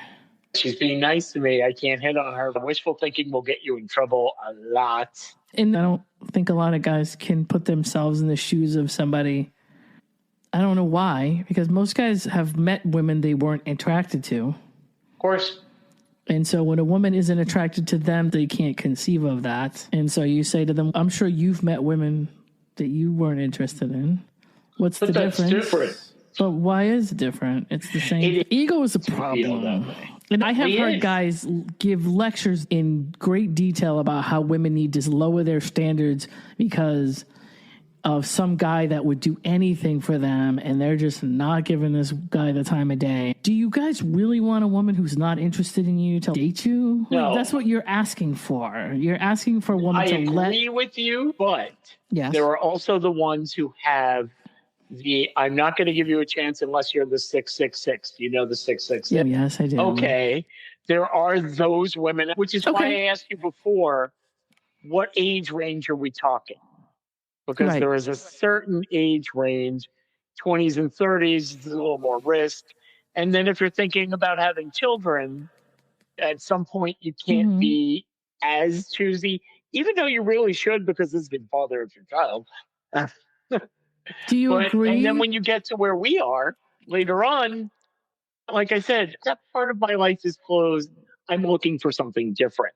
But in my 20s, if you're narrowing your search down to 1%, you're really hurting yourself. So my next question is, do you agree that people have every right to have any preferences they want, so long as they're okay with the outcome of those preferences?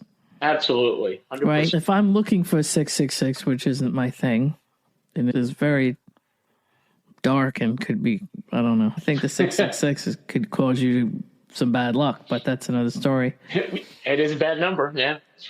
It is, but if that's what I'm looking for, if that's really what I'm looking for, if I say, hey, I only date guys that are 6 feet tall and with a blue truck, that's a dumb thing, right? It has nothing to do with anything. But if that's my choice, can do it. That's my choice. Yep. So I don't understand men trying to lecture women out of those things, unless those women are complaining about their options. In which case, now you have to say to them, wait a minute, you've narrowed them down and now they are what they are. You chose this. However, I don't think that it's wrong. I just think it's their choice. So in other words, I think if you're a guy that you would say, hey, that's what they want. They want the 666. And if they don't end up with any options because of that, then that's on them. Instead of getting mad and saying women need to loosen their standards and they need to stop looking for that kind of thing. Those women, they're the same women that I guess eventually they get mad at because those women do settle, but they settle later in life. And they're like, oh, now they want somebody that's not all that. Now that nobody wants them. Which is, of course, that hateful, weird gender war thing that goes on. But at the end of the day, I look at it this way, and I'm just trying to be straight. If we're dating, typically men, a lot of them are changing this now, which is nice. But I believe women are easier than men on just like becoming a solo project. Meaning a lot of women are just going, you know what? If I find what I want, great. But if I don't, that's also great. That's a problem. Why? Because I know too many women who are like that. I know too many men are like that because they've all just given up. Okay. And I understand the theory of, look, I'm on my own. I've been on my own for a long time. And for a portion of time, I regret giving up a dating life, a social life, I shouldn't say a social life because I was always out with my friends. But I look back at a certain point, I got divorced. My daughter was 4. I raised her. I waited about a year. Then I raised my daughter pretty much. I was the primary parent. So I had her 25 days out of the month. Okay. So I looked at it as I don't want to be disrespectful. I'm going to give some time. And then I started dating. Didn't really find anything for a while. Then I had a relationship. My daughter met her a little bit, but I was never 100% in. We broke up. And then I just said, you know what? That's it. I'm not dating. I'm a parent. I'm going to raise my kid. And That's I regret fair. doing that Okay. because I didn't show her what a relationship looks like. Okay. I didn't show her this is how it is. She got to see, oh, my dad he's fine by himself, and I am. But if you had dated all that time and just not met anybody anyway, then you would have wasted all that time meeting somebody, trying to meet somebody and not doing it instead of. But I would have focused on my kid anyway. Let's face it. I think people, I don't know, maybe I'm wrong about this, but it seems like when more women have gone to therapy than men in general. I think that's changing. It is changing, but historically it's been more of a stigma for men to do that. Yes. Personally, I would love it. If I meet a guy and I've been to therapy, I'm like, fucking A, man. And anybody who goes and tries to do something to improve themselves. That's what we talked about earlier. Definitely something I want. I'd much rather than some guy I don't go to therapy because I don't have problems and blah, blah, blah, blah. I've heard all of that. That's for a pussy. No, I'm from New England. And like I said, you and I talked about this. You probably see more of it than I do. In New England, it's a very big stigma for men up here still, where they, even if they do go, they refuse to tell anybody because it's like this big thing where they get their balls busted for it. Yeah. I'm in New York, by the way, in case anybody wants to know. Yeah, exactly. He's in New York. So in New York, I think it's a little more normalized down there. Yeah. At the end of the day, it seems like women are going, okay, we're trying to find out as early as possible. And that lends itself to the haystack dating method, which some of you may know. Oh, what is that? Okay.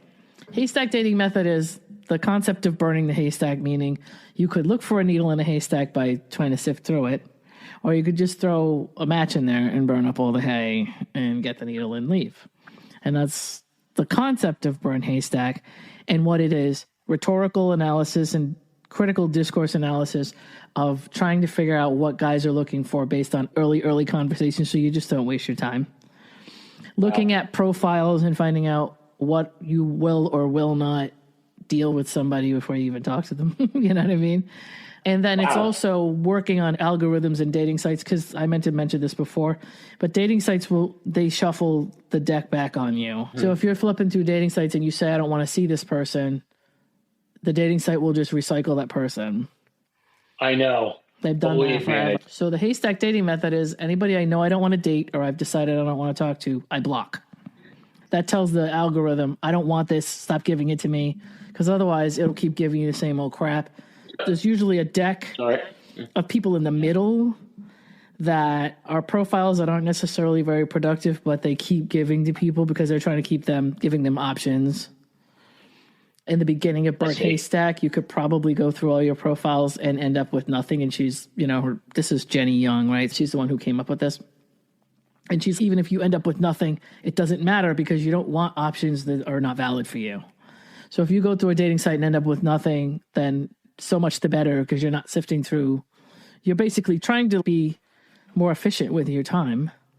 So there's a bunch of stuff that you'll do. A guy that starts off with, hey, beautiful is an instant, we call it B2B, which is burn to block. Oh, wow. So guys who come out of the gate with visual compliments are typically not what you want. And there's a bunch of other stuff that guys will say up front. Since you know pretty much nothing about this person, you may know a little bit from the bio. Mm-hmm. What you mostly know is, I found you attractive. I've never understood the concept of telling somebody you find them attractive. If you're talking to them, it's usually already like an established thing. But don't you want it's still nice to hear? No, not for me. But yes, again, you're the outlier. Most women are not really interested in that, especially. I hope your dating profile title is outlier, because it would be perfect. When it comes to haystack dating method, a lot of women are now on that, and it's thousands at this point. And a lot of them have that same attitude. They don't really want compliments from somebody they don't know. Why would that be validating? This is a stranger. And so he's got to come out of the box with, I've got a profile full of stuff, so you've got to come to me with more than, oh, hey, beautiful, or you're hot, or whatever. Well, I agree with that. You can't just give compliments. Come to me with some kind of like substantive opening, especially. A lot of guys are coming out of the gate asking for sexual favors. Of course, those are burns, right? Yep. Things like directive. Hey, if you knew it was good for you, you would do this and this. All those things are covered in like the method of Haystack. And so you go through all of that. You go through all your blocks. And then I think it's like something like 15 minutes a day. You want to take 15 minutes a day, dedicate it to swiping, making your messages, doing whatever you want to do. Put your phone down and walk away. The phone is not supposed to run your life. It's supposed to be a tool. I agree with that. So every day for 15 minutes, anybody you're talking to on the dating site can wait like a fucking day. It's not the end of the world, because you do get guys, at least I don't know about women because I don't date them, but you will have guys that will give you attitude if you don't talk to them within 30 seconds of them sending a message. You will get women who do that as well. Yep. So it's, oh, hey, it's not the end of the world if you don't hear right back from me within a half a minute. It's like ridiculous. It's stuff like that weeds people out anyway. So anybody who comes up front with dumb stuff or who gives you an attitude immediately, instead of being upset about that, you can go, oh, good. I'm glad this guy did this when they did. So what is a good opening message then? Finding something in common. Oh my God, I love this type of music too. Yep. It's better off if it's not sexual. It's better off if it's not even relationship based. No affectionate crap. Oh, I'm a cuddler. You want to cuddle? Nope. No. Ridiculous. Nothing about PDA and hand holding and all that stuff. No. This is all stuff that you're going to know down the line, but isn't good to open with. Absolutely.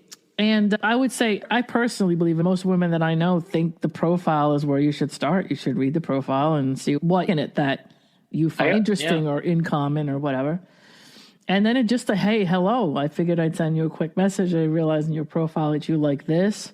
I happen to be an avid golfer or a skier or whatever it is. And hey, what slopes do you typically hit or whatever? Something like that. Just bring a conversation forward on common ground. And then that's the last thing to know, obviously, is that people are going to respond if they want to and not if they don't. And it's not personal. And so you put it out there and it goes where it goes. But yeah, that's what Haystack Method is. And it's actually pretty cool. Wow. I'll have to send you some of her videos. There's just people that come in and say, here's what I did. I went online and talked to this guy and he said this. And she'll be like, oh, that's this directive. Oh, there's one called I'm the Prize where a guy tells you how great he is and how stupid you are if you don't. There's all these different types of rhetorical labels that she gives stuff. And it's cool because it teaches women not only online with dating, but with just general conversation, like how to understand what somebody's getting at. That you normally would end up in a relationship with somebody for 6 months and waste your time. Now you can see that happens within the first conversation how you could have avoided that. That's always helpful. So yeah, when you get a chance, I'll send you over some of her videos. But if you Google Burn Haystack Dating Method, it'll come right up. I mean, it's huge. It's a huge thing. God. There's a Substack. I love research. Yeah, it'll just be this. If it's still the same, it'll be like this little like drawing of a woman with a match, smoke coming out of it, and a haystack in front of her. But yeah, that's the concept of it, and I kind of like it because it's analytical. It deals with just data and how it takes away all of the stupid stuff that you like. You could argue with people online, but if they're not for you, then you just block them. Like, why would you waste your time even arguing with somebody? So you don't even tell them you're not interested. You just block and move on. In our lives, we are older. Know what we want, know what we don't want. If you said to me in the middle of I don't see this going anywhere. Okay, you want to take this to go? And I wouldn't ask you a question other than, would you like me to drive you home or would you like me to pay for an Uber? And that would be that, because... Let's hope a smart girl brought her car. The same thing to you. I could do the same thing to you, by the way. Exactly. And I hope you would take it the same way. Yeah, I don't see this going anywhere. I'm going to catch the rest of the Mets game. I'm paying the bill.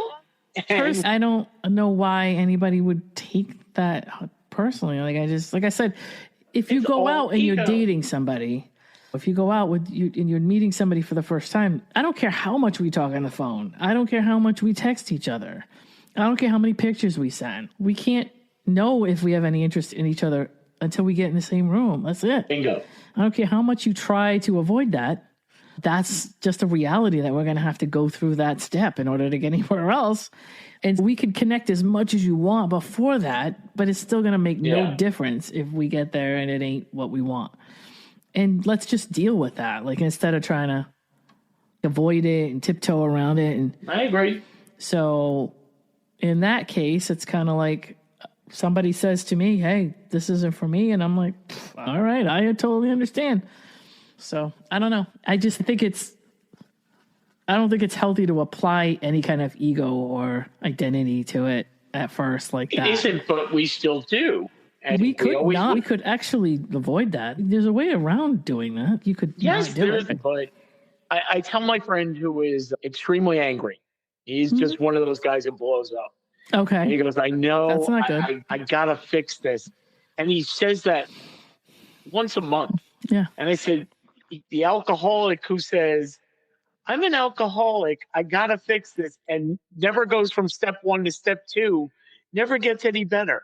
Just sitting there saying, I have this problem, you're not fixing it. So yes, any problem can be fixed. Right. You acknowledge the problem, you fix the problem. Part 2 is the hardest. I think, and they never do. I think it's annoying for me because people like that end up affecting other people. Like, they end up bothering everybody else with their shit. Yeah, and I don't talk to that person as much. I don't care if you don't fix your shit, but don't inflict it on like these poor people around you that don't have anything to do with it. I very strongly believe that people should not have to put up with your nonsense. If you have nonsense, great. But this is what most people like to deflect out on everybody else. And I find that to be a violation in a lot of cases.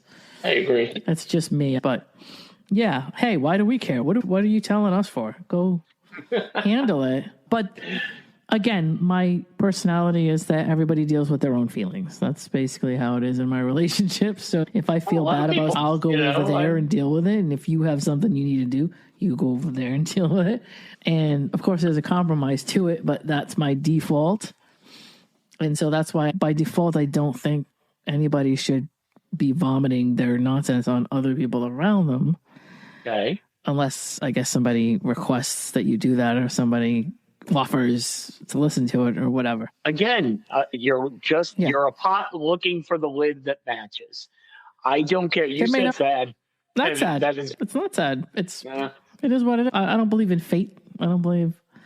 I don't either, but I just think it would be sad if there weren't somebody out there, two individuals who are fully formed and get together and make each other happy. I think if you think it's sad, then that's probably more conditioning. Movies and TV? Yes. That's like an outcome that would be negative for someone. Half the time I'm happy because I'm single. Half the time I'm upset because I'm single. If I could have a relationship where most of my single stuff doesn't have to go away, that would be nice. Again, finding your lid. But again, I think you have to, I don't know about men, but I know for women, we have to be aware of the fact that we may not find what we're looking for, especially with what's going on right now. We have to be okay with that. And I think most of us are, like, we've made peace with the I may be single forever thing, and this is life. I don't know that it's sad. I just think it's a statistical reality. I don't think it's happy or sad or anything. I just think it's the way it is. I saw a TikTok from a comedian. There was some woman who said, oh my God, he cracked the code, get him. And the code was basically, I'm a single woman who can my own house, have my own job, have my own friends, have my own interests. Yes, I would like to have some companionship sometime, but I don't want to give up spread eagle on the bed when I have all the room and I can go shower and shop and do whatever I want to and sit in front of the TV and watch Netflix. I don't have to worry about looking good or smelling good. For some guy, I can do what I want. I just need him maybe 15 minutes a day. And that was it. And the women were like just applauding, like, he's got it. Would you say that we are in uncharted territory right now? Always in uncharted territory? No, I don't think so. I think for a long time we've been dealing with the traditional norms of dating and courting and all that. And I think as feminism has gotten more prevalent and as women have gotten more opportunity, we are now in uncharted water situation, meaning we've never really had women that pretty much had just about the exact same thing that men did. And so our needs aren't what they used to be, where our needs used to be. True. I need a guy that's going to support me, that there's a few things that women didn't have the opportunity to do. And now we're, in my opinion, I think we're looking for men that are just like personality-wise and emotionally sound. That's what I mean. Like, we're looking for... It would be nice. Women don't need men to support them, to fix things for them, to buy things for them. They're just now looking for somebody that can take care of themselves, or doesn't need to take care of someone else and doesn't need anybody to take care of them. You would be easy. Yeah. I guess fully formed too, but mostly self-sufficient, not looking for somebody to support, not looking for somebody to take them in. But how do you find that person? I don't know. I'm just saying, is this what it is that we need, or is this where we're at? I think it should always have been what we needed. Not really, because there was a point in time where women didn't buy houses. Women didn't. So I'm just saying, like, what we need from a guy at this point, because guys keep going on and on. What difference does it make? What do we bring to the table? What's the point of us now? This question that's going around where they don't know what they're supposed to. You asked me what men want, and I said, my age range, peace, and that's it. What do women want? I personally believe, from all my friends, that's what we're looking for. Literally a teammate, a partner, in an equal sense. Yes. I'm not saying everybody want. Some people be a housewife. That's fine. Again, that's still a partnership, as long as we're looking for somebody who has the same and is looking to just coordinate. Yes. Okay. That's what I think. I think most of us are just like, we're looking for a guy that's where I'm at. We tend to run into guys that want to move in and just live off of us. No. I hear from guys that women are looking for money from men all the time. I don't know. Where do you meet these women? No. I don't know. None of my friends are like this. And I don't know. That must be a young thing. I think so, too. I don't know. But what we're looking for is there are men that are like trying to throw money at us in order to impress us. And at this point, we're just kind of, no, we have our own money. We have our own stuff. Sure, it's nice if somebody wants to pick up the check once in a while, but this is not why we're attracted to this guy. It's nice, but it's not a requirement. It's not, I guess it gets points, but not really. And then we're looking for somebody that like just can be responsible for themselves. Hi, I can cook my own meals. I can clean my own stuff. I can pay my own bills.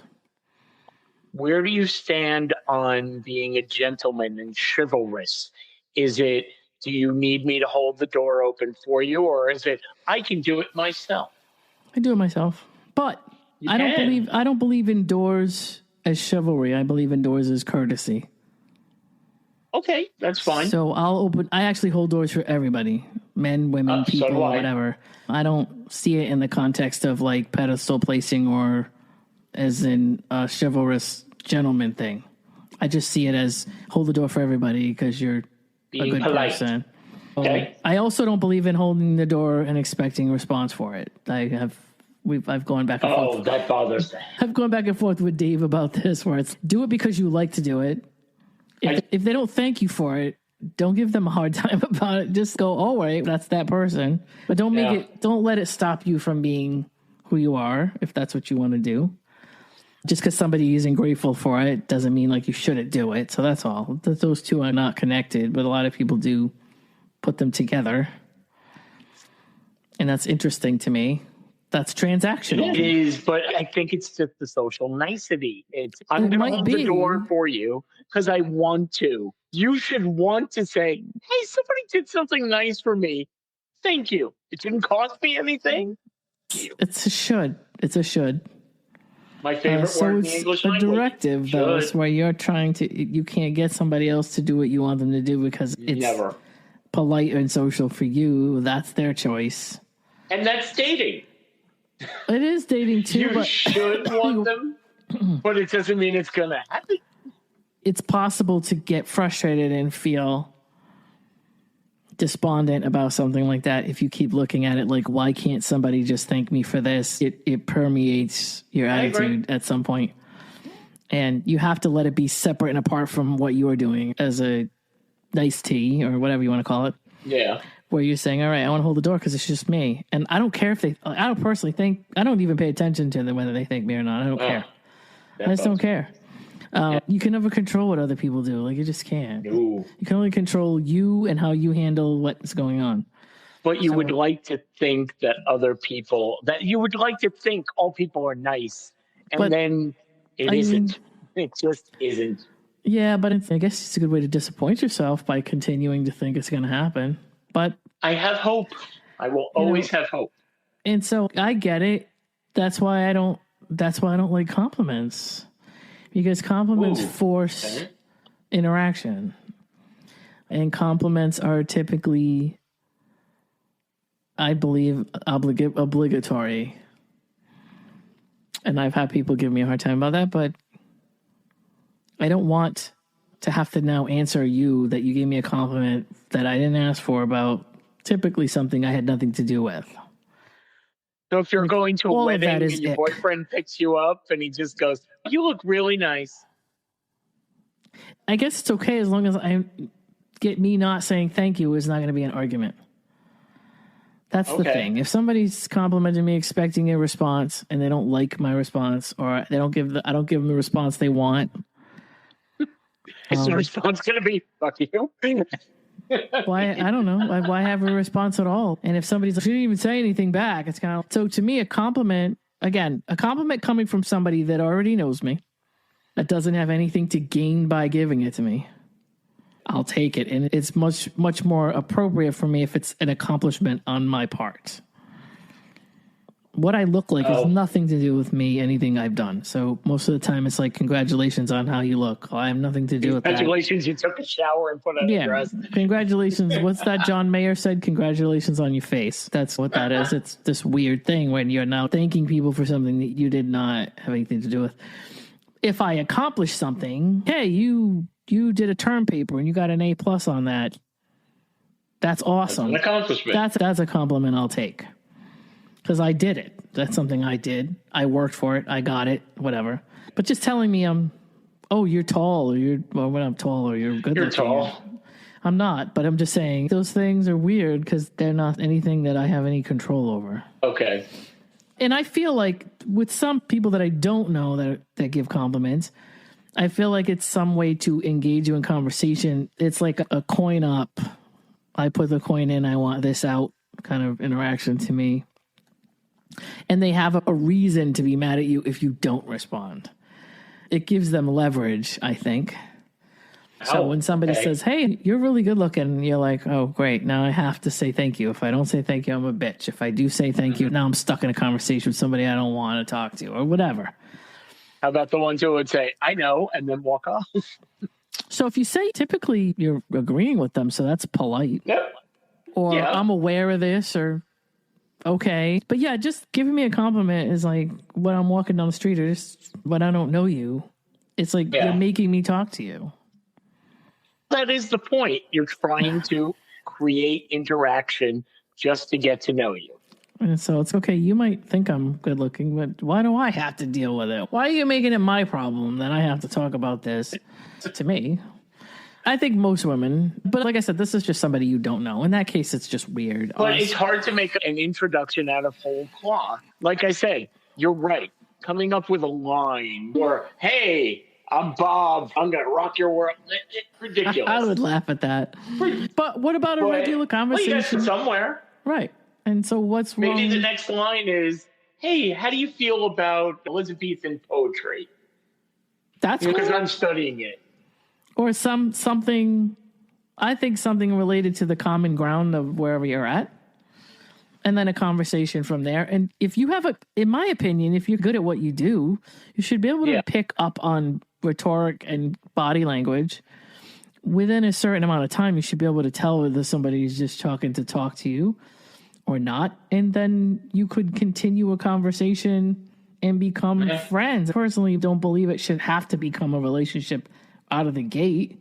I agree. It should be somebody you get to know. And like, then I agree. What do you call it? Like it's an organic connection. You both get along on some level.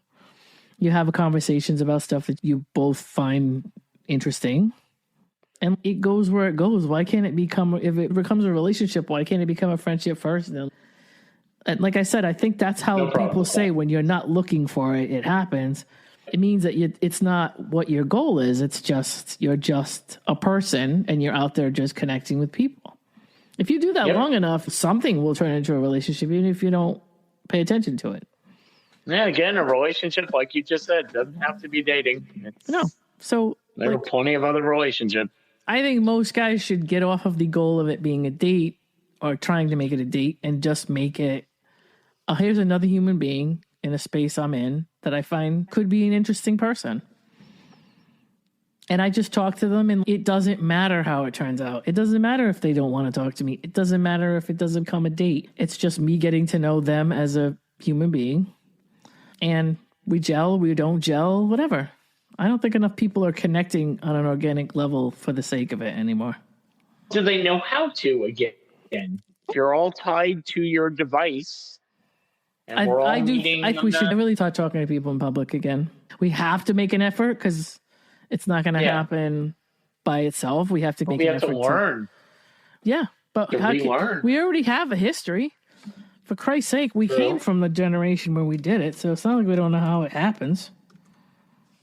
The last time I met someone who was significant was because I was working in the studio and she happened to be in the studio and we had things in common, and that started out and boom, we had a relationship. See?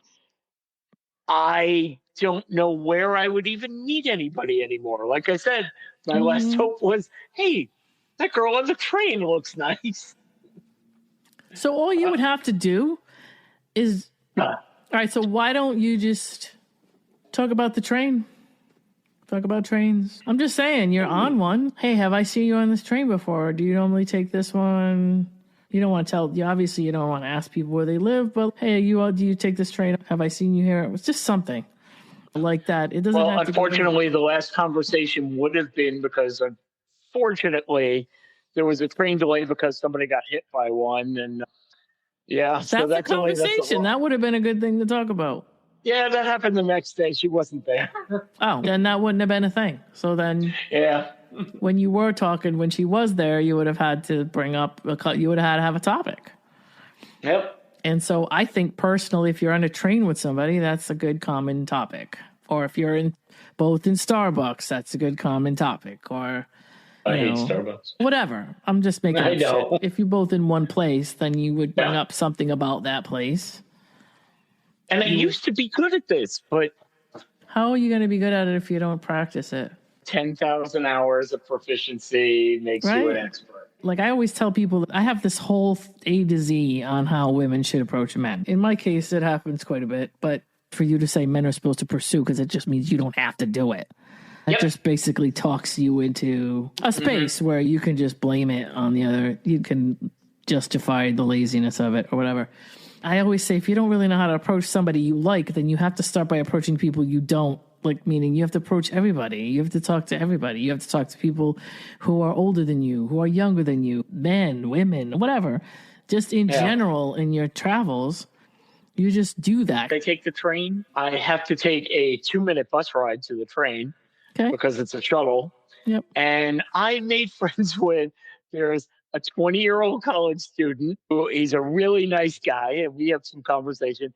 And there is a woman who's a nurse who's a little older than me, and we're like bus buddies. We're like, hey, this one's not here, they're coming. And it's just like that then. What's the difference?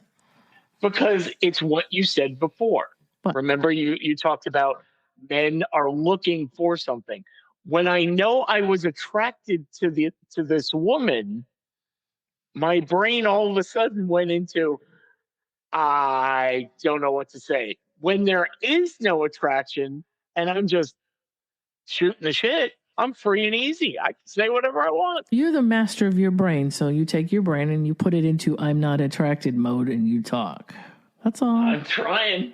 So what you normally do with anybody else, or make it an automatic thing where you don't think about because you don't care about the outcome. You have to let go of that. I am an overthinker. I am right now thinking of Oh, wow, my head's sunburned because I was outside. And how much more work I still have to do before the barbecue tomorrow. Oh, And then I yeah. forgot I got to get laundry done on Monday I do while I'm that talking to too. you.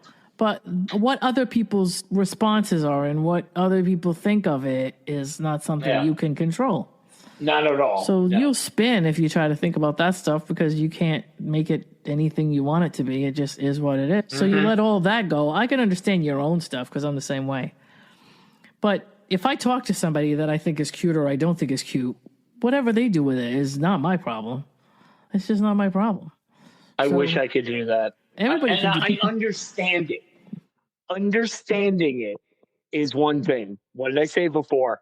Knowing one thing, but going to that second step.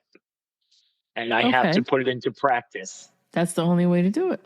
Is to I agree with you. So most of my ex-boyfriends are men that I picked up. It's definitely been stuff that I'm used to doing. But that's awesome. In general, the kind of guy that I'm looking for isn't going to approach me. And the kind of guy that does is going to be a turnoff to me. So I have to be proactive. Otherwise, I will never date. Because the guys that talk to me first are not my type. She showed me, you're going to love this one. I just remembered this. She showed me, she had a friend who was in LA trying to make it as an actress. And she was on the dating sites. And she sent this to my girlfriend who showed it to me right away. And it was a guy who apparently was an executive at a studio. And it was after the Oscars had been presented like a week or two before.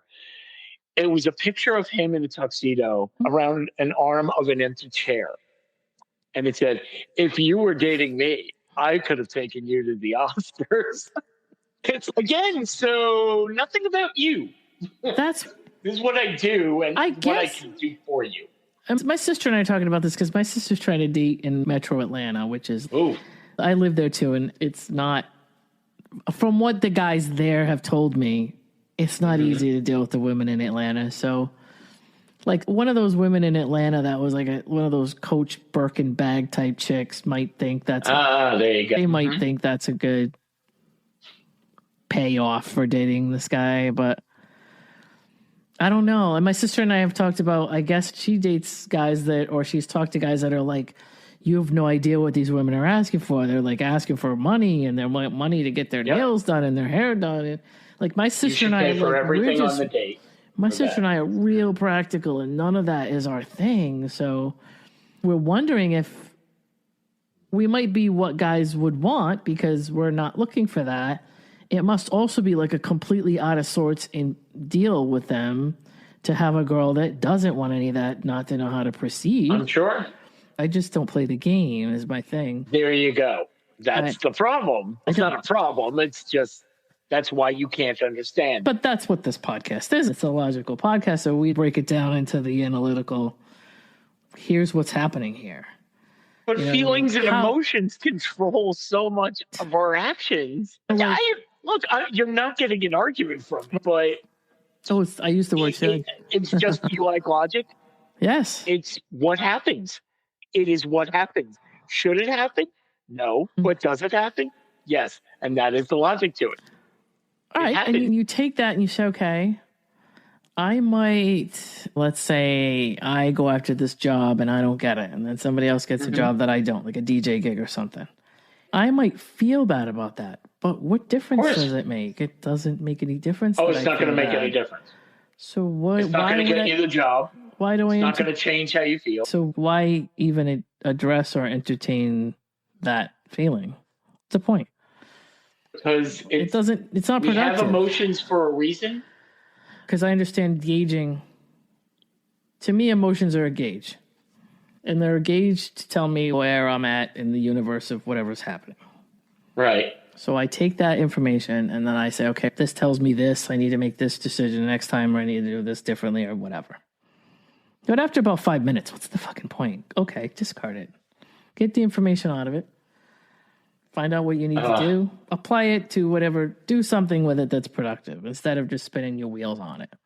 I understand the words you are saying and agree, but I have, and you're talking to someone who loves logic. I absolutely adore it, but I also am ruled a lot by emotion. And I have to feel, like you said, when you were talking about your dog before, I know when the time comes when my dog, I'm going to be apathetic, crying in a corner in the fetal position. But that's also grief. And I will talk to any and everybody. I want to be alone. For me, I'm gonna grieve, and there's a loss, and I'm gonna go through that, and I expect that. I just don't know what walking around telling everybody else I'm grieving is going to do for any good.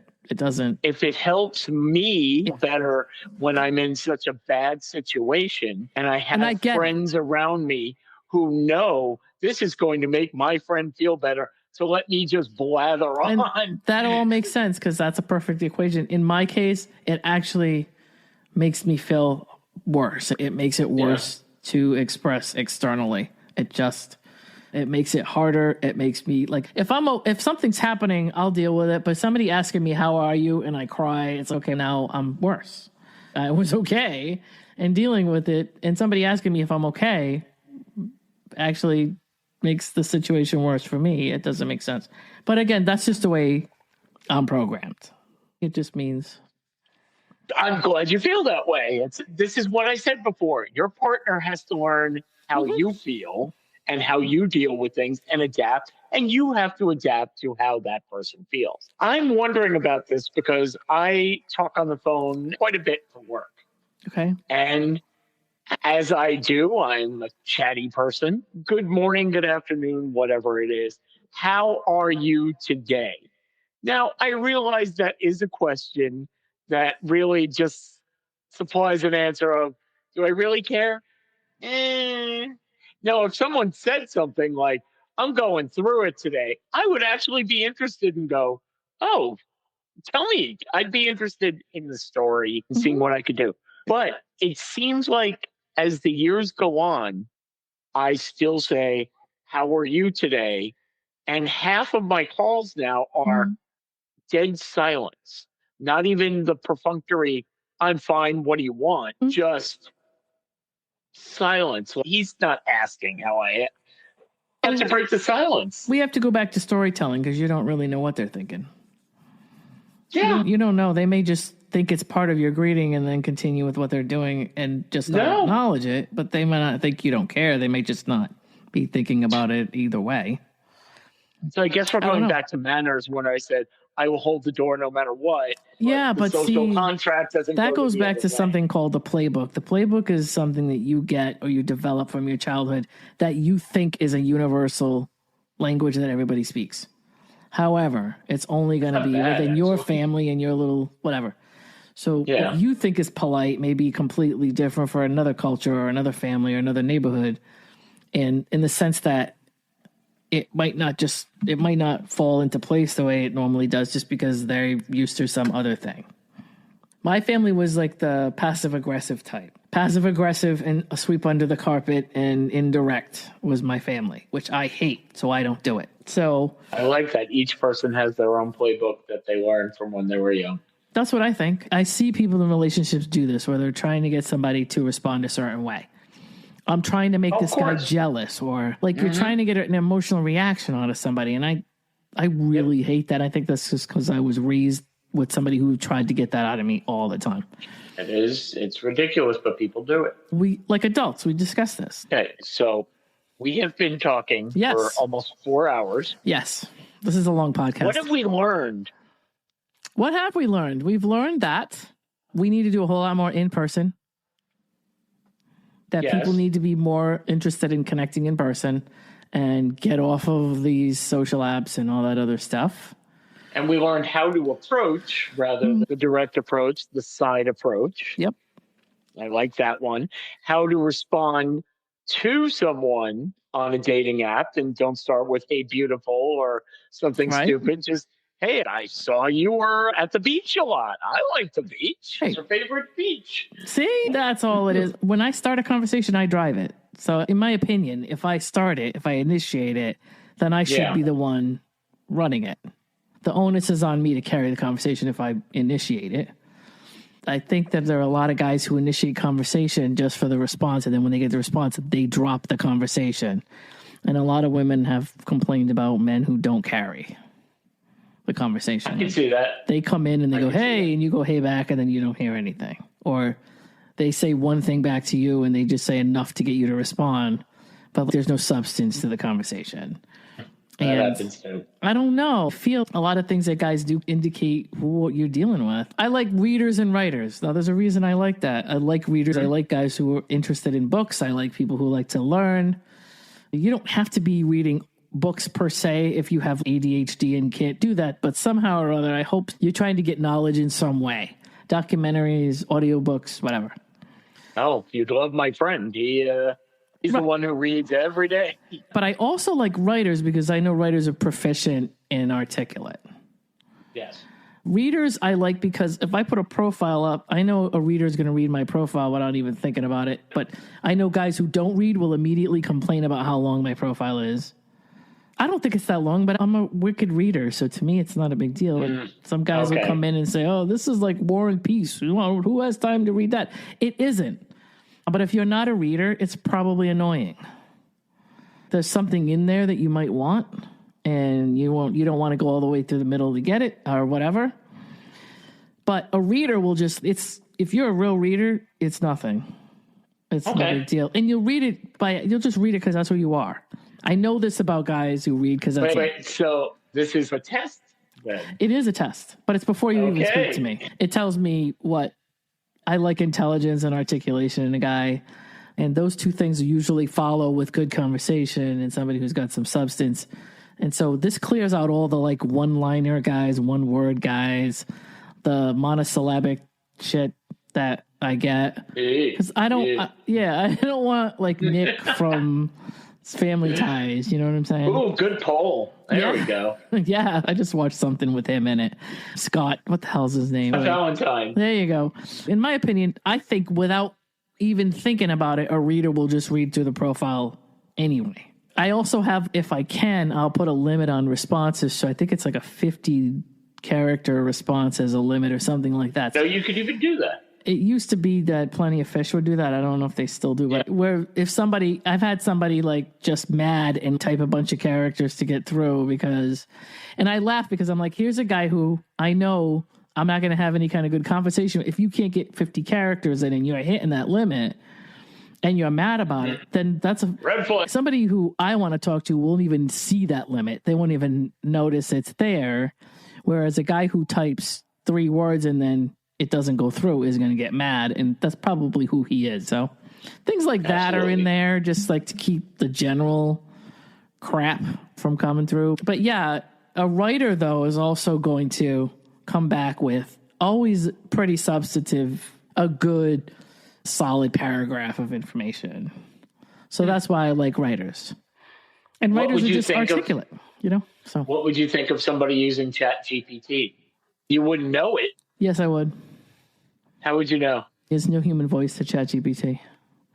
I think I've seen it and it's pretty. ChatGPT is good for like word salad. Absolutely. Most guys that I've seen that use it, either they don't know how to prompt it. That's a different story. But I don't think in human voice, it typically makes sense what it's saying, but it's non sequitur. A lot of it, sometimes it has just filler in it. I can't explain it, but I can tell by reading it.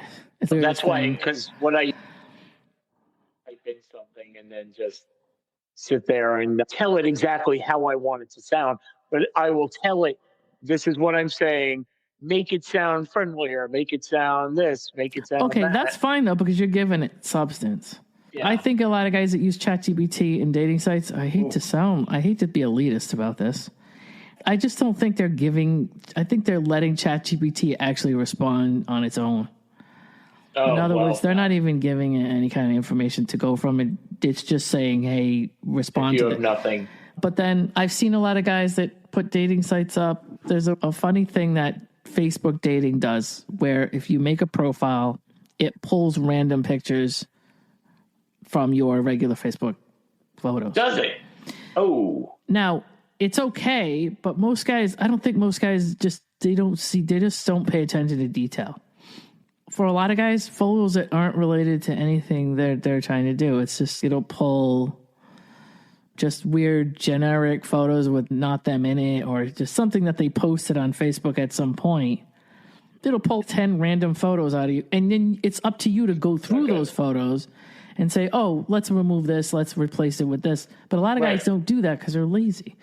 They just go, oh, this is great. It just does its own thing. They don't even look to see what the photos are that came through. I'm sure there are women who do that as well. They probably are, but I guess. Doubtful. Right. Not as much. They probably do. I just don't see them because I don't see what women do. But yeah, I just think, does this guy, like sometimes Facebook too, guys will just completely repost the same picture. A lot of guys don't have, I get it. No, most guys don't have pictures. I get it. I agree. It's hard for them to. The pictures in my group.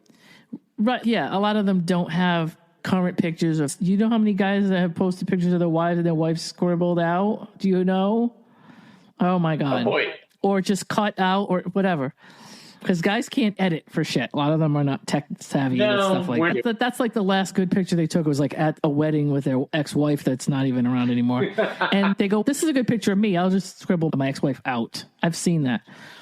So that's fine. I get my kid to cut her out. Same thing. They do the same thing with their kids and stuff. But being Facebook, not looking like I go through my photos and I look and I always take duplicates out. If you put up a cover photo and you want to put it back up again, it'll repost that picture and the old one will still be there. So eventually you'll have 5 of the same picture. Some of these guys don't look at that, and about 3 out of their 6 pictures are the same exact one. And you're like, okay, now I know these guys are not looking at this because... Yeah. But I don't care what they say, whether they're tech savvy or not or whatever, it comes off as laziness, and there's no way to talk themselves. They can't talk out of that. They can't explain that away. So you're like, you want a guy who's trying to find somebody and he's trying to sell himself. This is a poor example of him selling himself. Or we have guys that start their profile off with everything that a woman should be and shouldn't be with absolutely no self-description. That's a lot. That happens all the time. And I'm going to send you some screenshots. I was going to say, I don't look at guys' profiles. After I'll send you some of these examples, and you're just going to be like, why are women even bothering anymore? It's ridiculous out there. Some of the stuff that they say. I think we need to do more on deeper dive or just different channels of the same conversation. I don't know which. Because I don't know what men are dealing with. I'm sure men are dealing with the same shit.